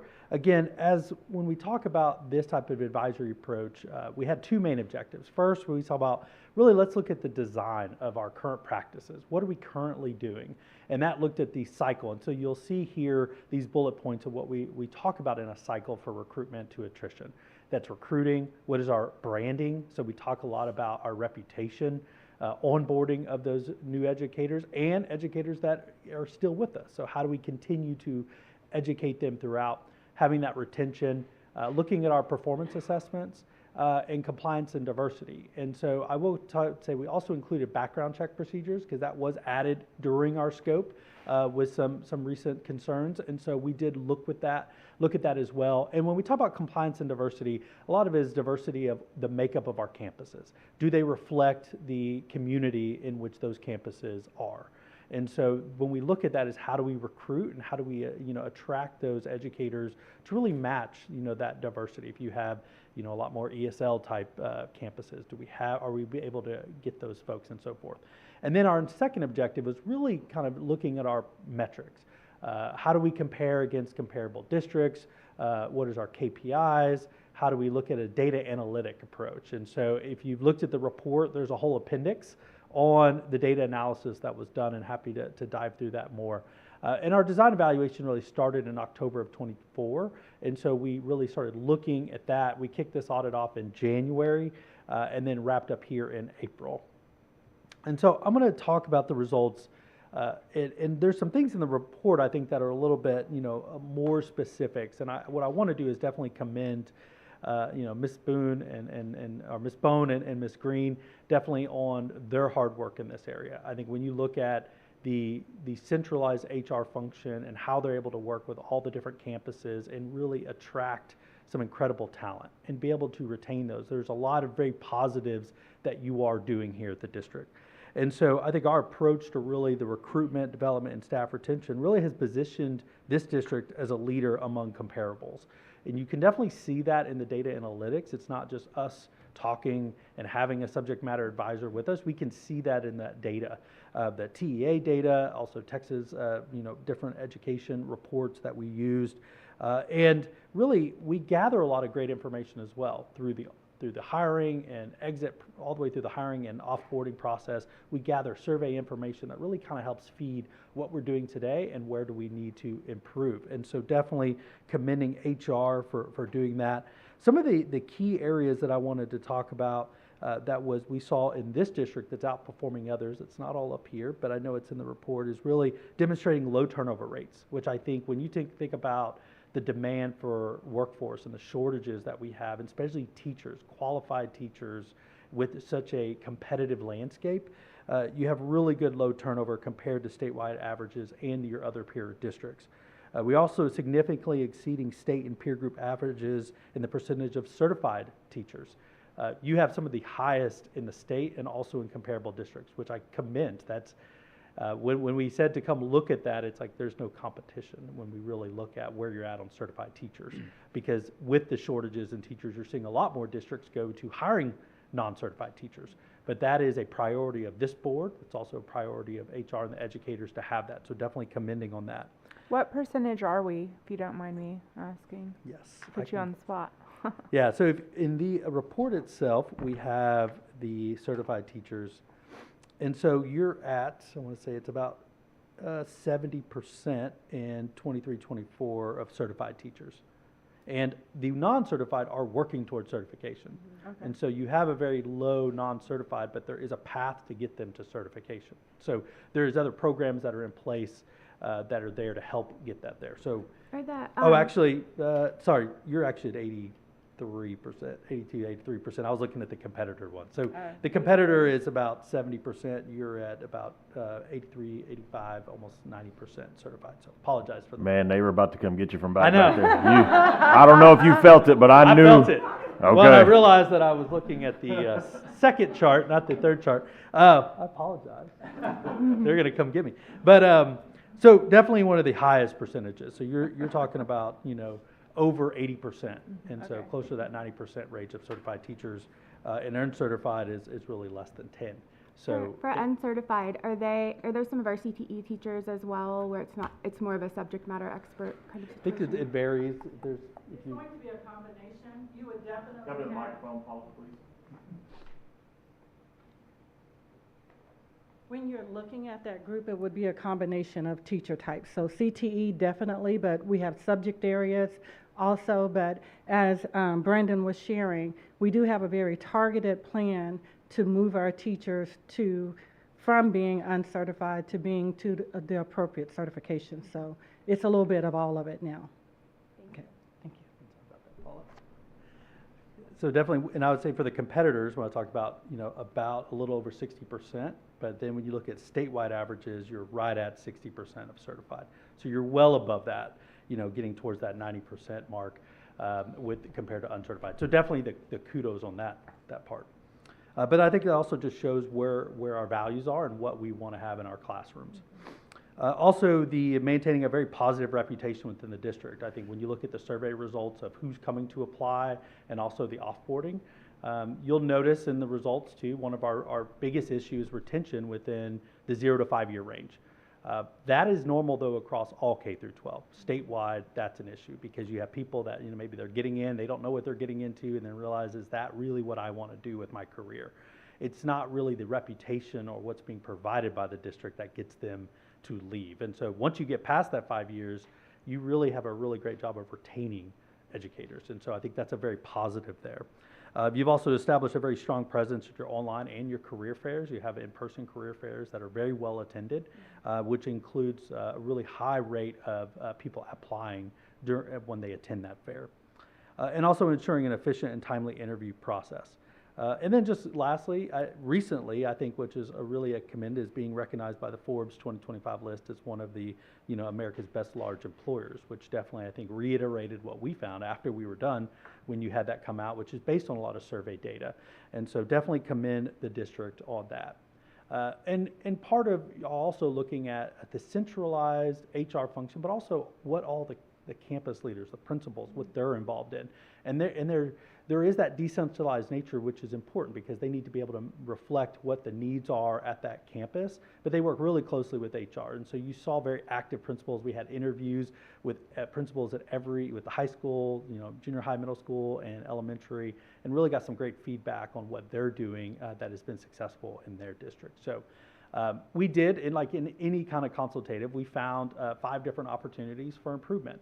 Those really have to do with more communication, consistency, and they're at that level of, we could not do any of those and you would still be successful. But these are continue to enhance and, and like much in education, we're continuing to learn and how can we get better and how can we improve. And so having an outside view really helps that. And we'll go through those here in a second. But again, Ms. Green and Ms. Bone were very helpful throughout this process, and definitely the collaborative nature, answering our questions and helping us get integrated into the district. And so they're very thankful for them on that. As long as I don't mess up the statistic, and then they'll be okay. So when I'm going to go to now the opportunities for improvement, and I'll pause after each one, and if you have any questions, I'm happy to answer those. The first one is the really kind of what we call hiring process monitoring. And so we currently have an HRMS, so a human resource management system we use called Winocular, where it really is used for the applicant tracking and monitoring. We have key dates such as application date and the recommendation to hire date fields. What we found though was that the campus interview date was not included in that system right now. So what that does is you can go, and I will tell you, you can go in every file and you can find when that interview happened. So we are tracking it in the actual files themselves, but not in the system. So if we want to do data analytics to see, do we have bottlenecks in how we're hiring? Like from when they apply to the recommendation and getting them through, We just didn't have the interview date that we could run that data analytics. We did do some manual testing, and I would say about over almost 3,000 employee records that we found from April 22 to February 25. About 62% of those did get a recommendation to hire within 30 days of the application, which is pretty quick turnaround when you think of applying, getting the interview, recommendation to hire. And so What would you say the standard timeline is? I'd say when you look at it, I've seen anywhere from 30 to 45, 60 days. It depends on kind of really how well their processes are. I would say 30 days. I know management right now is looking really more for kind of that from the interview to recommendation to hire to have at least a 2-week threshold is really what's being aimed for right now. I would say 30 days or less is going to be the threshold you should aim From when for. they apply to when they At least receive getting a the job? recommendation to hire. Okay, Yeah. okay. Because definitely you have a lot of candidates you're going through. You need due diligence and process to go through that. I would say at least less than 30 days. What the challenge is definitely you all are recruiting at the same time every other district is recruiting. And so those are the challenges is you're competing with other districts and you don't want to miss out on those opportunities. And so trying to streamline that definitely as much as possible. And that's also where our recommendation is not only to have that date, but then to also start analyzing it. Are we seeing bottlenecks? Are we seeing any kind of issues that would prevent us from getting to that recommendation to hire faster?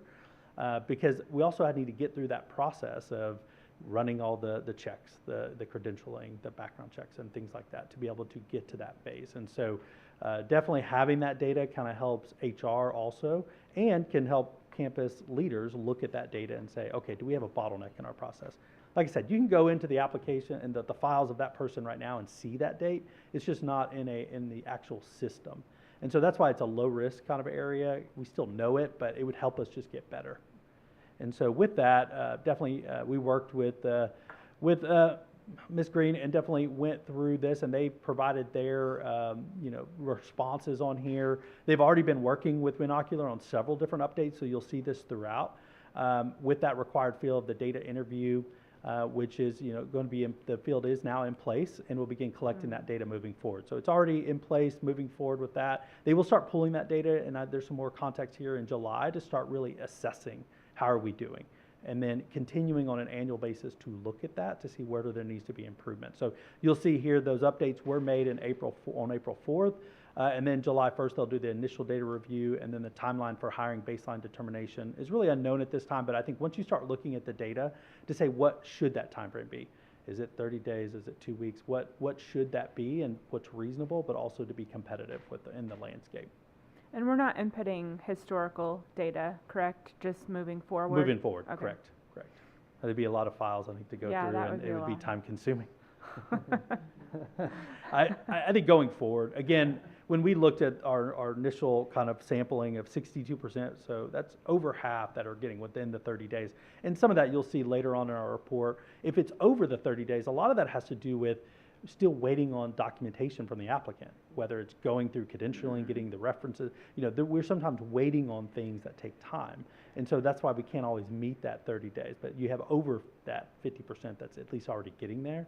And sometimes just things have to take time through hiring to get through it, which you want to take your due diligence and do that. So not to kind of say there has to be this number because there's things that happen throughout. But definitely when I think more of the competitive landscape, we want to be as efficient in that process as we can. And then we can work with the other backside of that. Any questions more on this first one? All right. So I'll go to the next one. It's the recruiting really collaboration and consistency. So the district does have, I want to say, maintains a really robust recruiting procedures.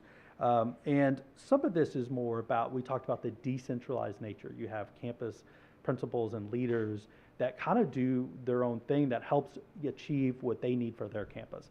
But there is monthly meetings that happen between HR and principals, but do we memorialize really, these are all the best practices we're doing. And so some of that is taking that information that we tailored for our campuses and having really a shared best practices. So, we were on our call with two of the high school principals, and they're like, oh, I didn't know you were doing that. That's great. We should maybe do that. And so it's that kind of collaboration that we want to kind of help facilitate Some of that could be through, having a forum or a portal where they can really share the ideas that are successful so that everybody can really be beneficial. Again, they're already meeting, but you know how sometimes it's, I forgot to mention this, we're doing that. And then by the next time we meet, maybe I forgot to share it. So memorializing some of those best practices in a place that everybody can look at and see, does that work for our campus and should we adopt it? So again, that's really working with the districts, those campuses to identify those best practices.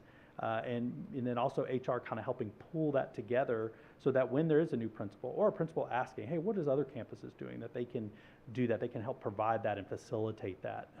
They're already meeting regularly on those recruiting practices and things like that, but it's always good to have a place with that documentation and resources available to those leaders.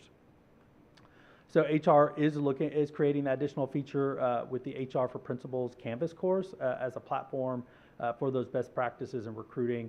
Again, that will include a forum where they can share success stories in recruiting and attracting candidates and be advertised during the principal meetings as well, and in the weekly updates from the assistant superintendents. And so that platform, it will be developed here in May and then start advertisement of that in June. So pretty quickly be able to get that together, which I really think is just a really great collaboration with all the principals to continue that, because if somebody can't make the meeting or you just forget. It's natural. We got a lot going on, and so being able to share that.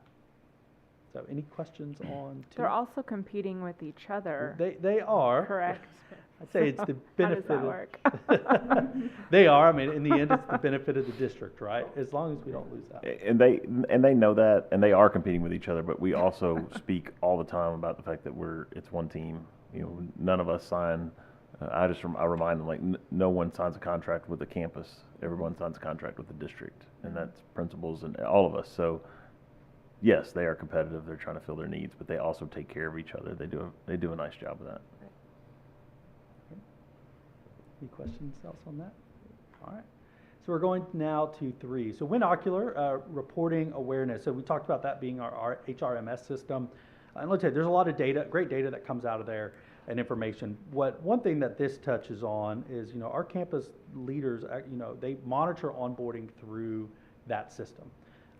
It can be a little overwhelming because there's a lot of updates that are coming through that system, and really they get individual, like if somebody's passed the background check, if they've submitted their documentation, they see that on an individual email basis, but it can be a lot. And there's not really what I would say a dashboard to say, okay, let me look at all the applicants and where do they stand.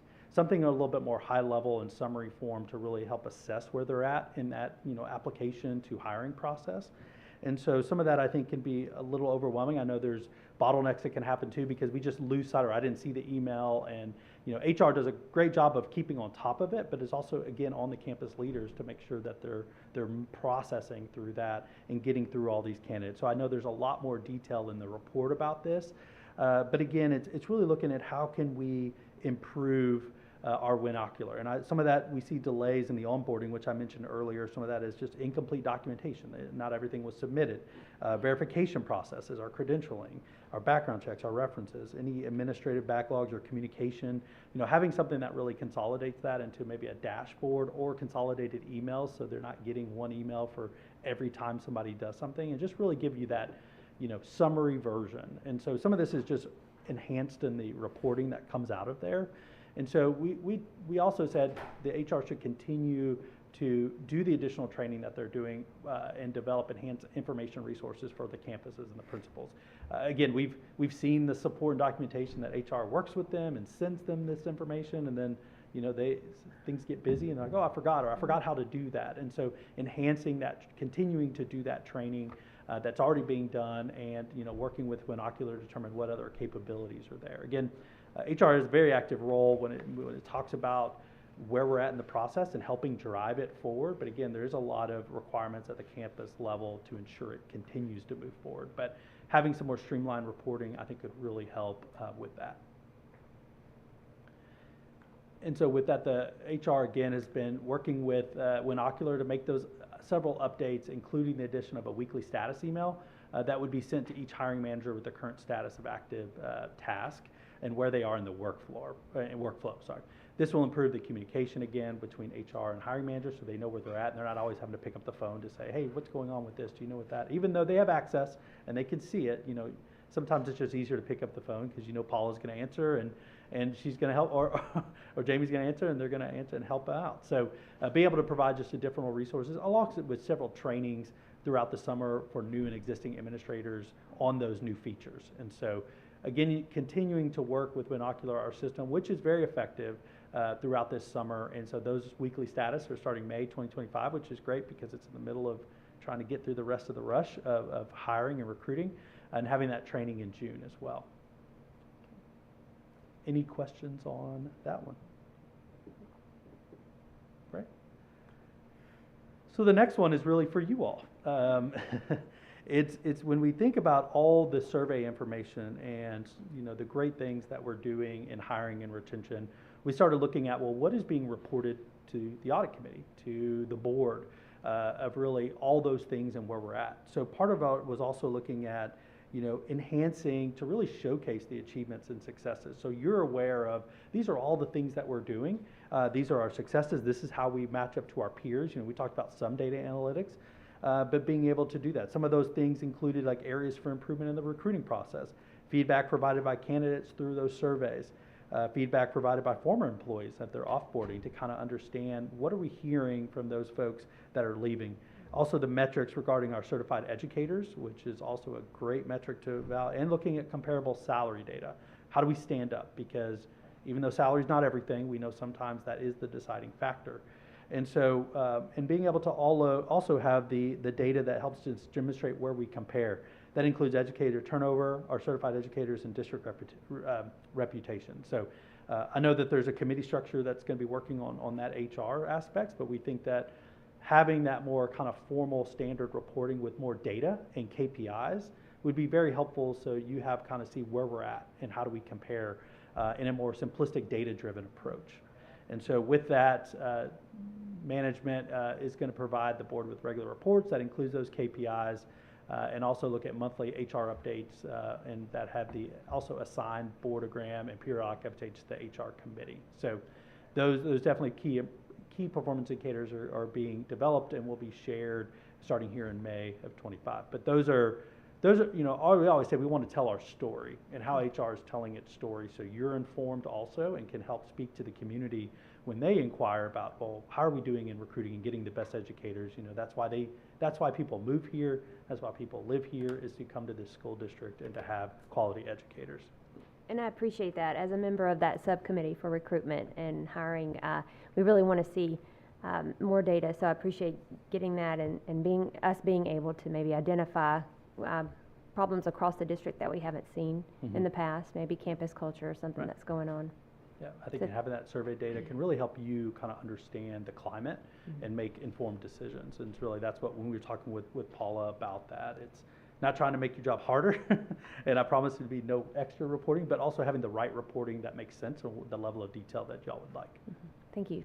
Do you want to give a shout out to Ms. Green as well? Because I've been asking for more of that data, and they've been sending some great reports in the last month. So Ms. thank Green you and for Ms. that. Bone, I think, have been great, and definitely every time we had a question on where we stood, they were able to answer, and they were able to provide some very good details. And even when we looked at the data analytics and said, hey, these are what we found, how do you think these look, and does that make out, they also had an answer. And this is what they live for, right? They're here to serve the schools and this community, and so I think there's a lot of positives, and I think making sure you all are informed is going to be, a main priority as well. I think it's a nice addition to that monthly human resource report we do get. It just gives us a little more visibility, so we always appreciate that. Agree. Anything else on that? So the last one I say is our sensitive subject, because educator salaries, it's always a hard area, especially for K through 12. We are restricted, and really sometimes the salaries we can provide, and how do we, what can we really have the flexibility.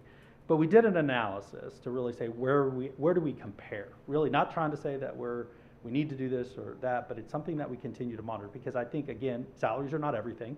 Culture, training, I think you can see that in the results of the attrition that you have.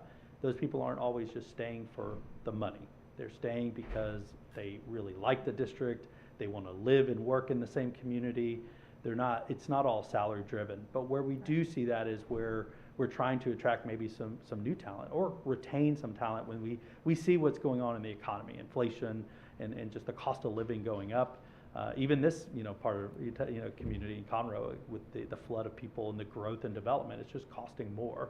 And so we want to be able to have, too, those educators that live in our community as well. And so we did some analysis to really see where do we stack up. One of the key informations is, I think, is we were ranked about 8th among 14 local districts when it came, so about right in the middle of the road when we look at the districts. And that is in the analysis piece where we have the detailed spreadsheets on that salary, so definitely if you want to dive into that further. We did see some just kind of, when we looked at 5, 10, 15, and 20 years of experience, we did kind of fall short over some of the local market medians and really 10th in those categories. And one of the main things is from the previous year was about a 0% increase. And so that, definitely, that can impact our market competitiveness. And, and I think that's something, and definitely we understand how you can be tied to salaries and definitely what's going on at the legislature lately with that. We definitely understand that, but it's something to be aware of and to continue to assess where we're at and where do we need to be. And so definitely, the district and definitely Ms. Green does this, is participating in the annual salary survey with TASB to have access to that comparable data. But I definitely think it's something that as this board and committee to continue to evaluate that as well and running these analytics to see, okay, how do we stack up this year? Are we continuing to fall? Are we, in pace? I think it's with just the workforce challenges. Definitely that first year educator, if it's a great offer, great school district, like there's some in this area and it's a couple $1,000s, sometimes that can make a big difference. Mm-hmm. But we don't want it to always be salary driven, because I think when you look at kind of why people stay, reputation, training, all those things are above salary. So it's not all about salaries, but that's why we have this also as low, because even though you're there's all these other things that make up that really help when we talk about attrition of educators. And so again, continuing to evaluate and look at those scenarios and bring forth, which will be done here soon, is a decision to what raises should be done here in the summer. And so that is my prepared remarks, but happy to answer any questions on that. I had a quick question. First, I want to commend Ms. Green and the HR department. We've looked at a lot of audits on this committee, and the report that we received with this one, everything looked to be low risk in mostly areas just where we could improve something that's already good. So when we look at risk ratings, and definitely in the back we have this risk rating definition, and really when you see low risk, it's because we have effective processes and policies and procedures that we are executing. We didn't see any major control gaps or areas that we weren't doing or blind sides that we weren't addressing. When we say like what is a more low impact, because it really has to do with one department or maybe one campus or a couple campuses, but it doesn't impact the overall effectiveness. And so these are more low risk, and sometimes that is more in a consultative environment. If we were doing a traditional audit and let's say we tested 50 transactions and you're seeing things just not working, sometimes you get more of the moderate or the higher risk areas. But when my main assessment is what is the design of our controls, our policies, our processes, and those are really good. And so I think when you look at that, just continuing to evolve and look to where we need to improve is why it's more low risk. But I will tell you that Ms. Green and Ms. Bone did not take these as low risk. I mean, as you can see, there's management responses and action to address that, which is what we really care about is, do these make sense to you? Are these feasible? Are these appropriate for the district? And are these things you want to execute? And definitely these are things that they see very highly. So taking even whether we say the risk level is out of it, they still think that these are important things that we need to address, and there's plans to do that. Well, they're doing a great job, and kudos to their department. I did have one question about the salaries. It said that we're 8th in entry-level pay, but we're 10th in experienced employee pay. And I was wondering what would create or make us go to 10th from 8th in experienced employee pay.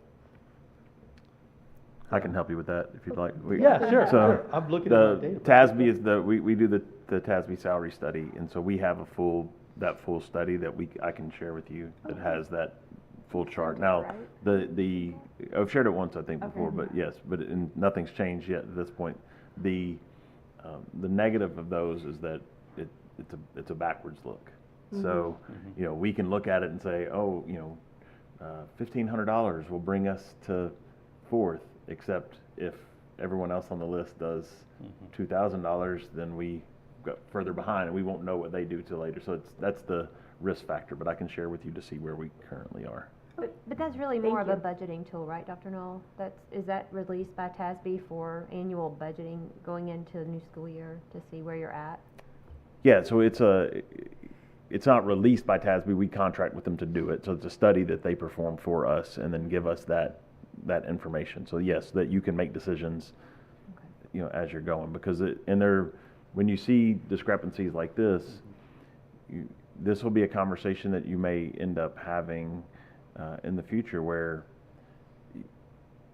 the recommendation may come to you to say teachers from 0 to 5 years should get a X amount of a raise.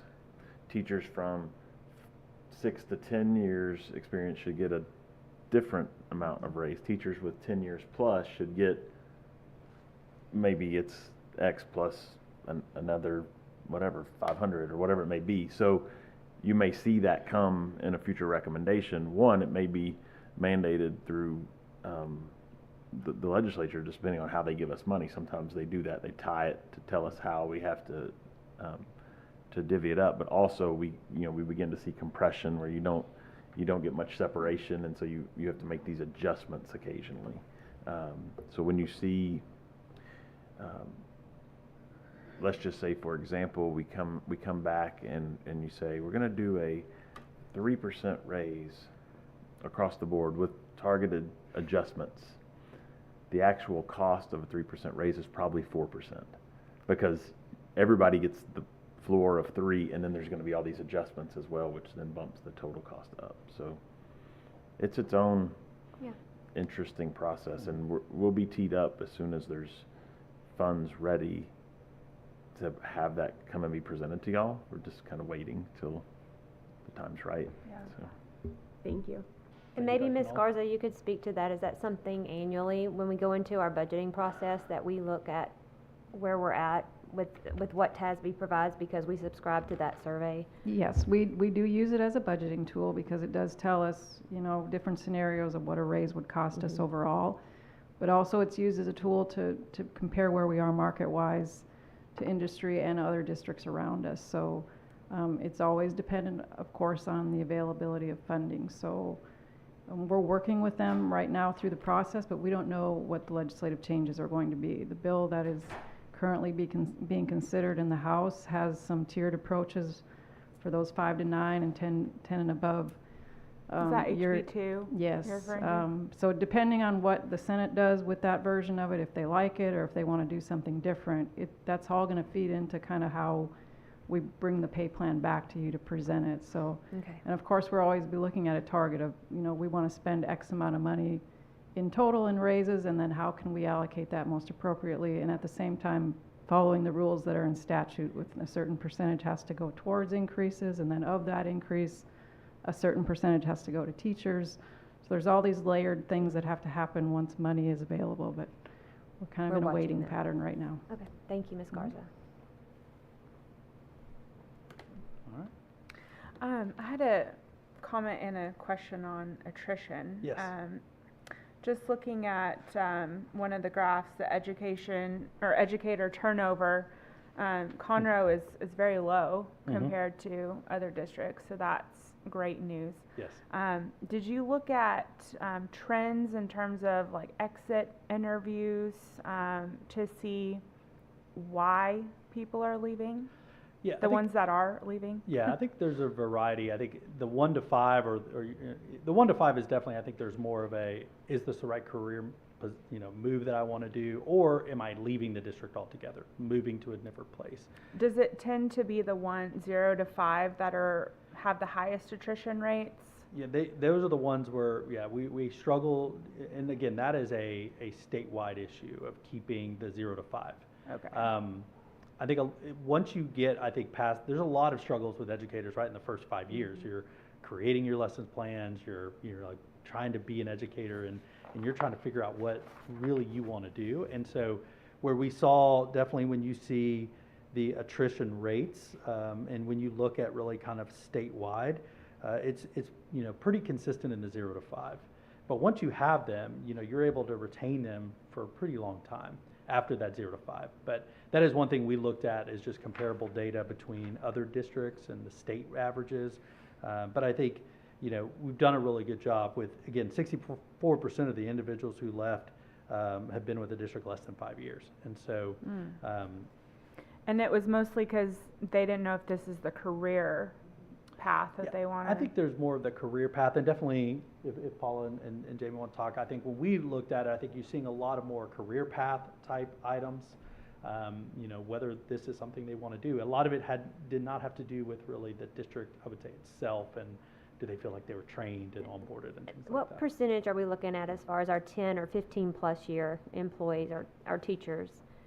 I would say it's 10 plus. Yeah, I'd say attrition by years of service, definitely 17% for the 6 to 10, 6% for 11 to 15, and then. Is So that 6%. in the report, the numbers Yeah, you're it's quoting? page 18 Okay. in the report. I was if you just wanna- curious to hear it. Okay. Yeah, so yeah, yeah. Thank you. And then, yeah, in page 17. Oh, thank you. Oh, yeah, 19. So when you look at 19, there is this more detailed breakdown. You'll see the highest for 0 to 5. You have position within another district at 11%. Relocation is almost 10%. So relocating altogether. So they're leaving the district, they're leaving maybe the city. Other, which definitely we kind of dove into some of those, and sometimes these people don't put anything. But you can see how that breakdown is. Now you will see when it goes from 6 to 10, position within another district drops very low. And you'll see the really kind of next highest is around really career change. So people are also just changing careers. And then when you get to 11 through 15, it's even lower. And you'll see that change. Retirement starts getting up there, and then you see retirement higher in 15 plus years.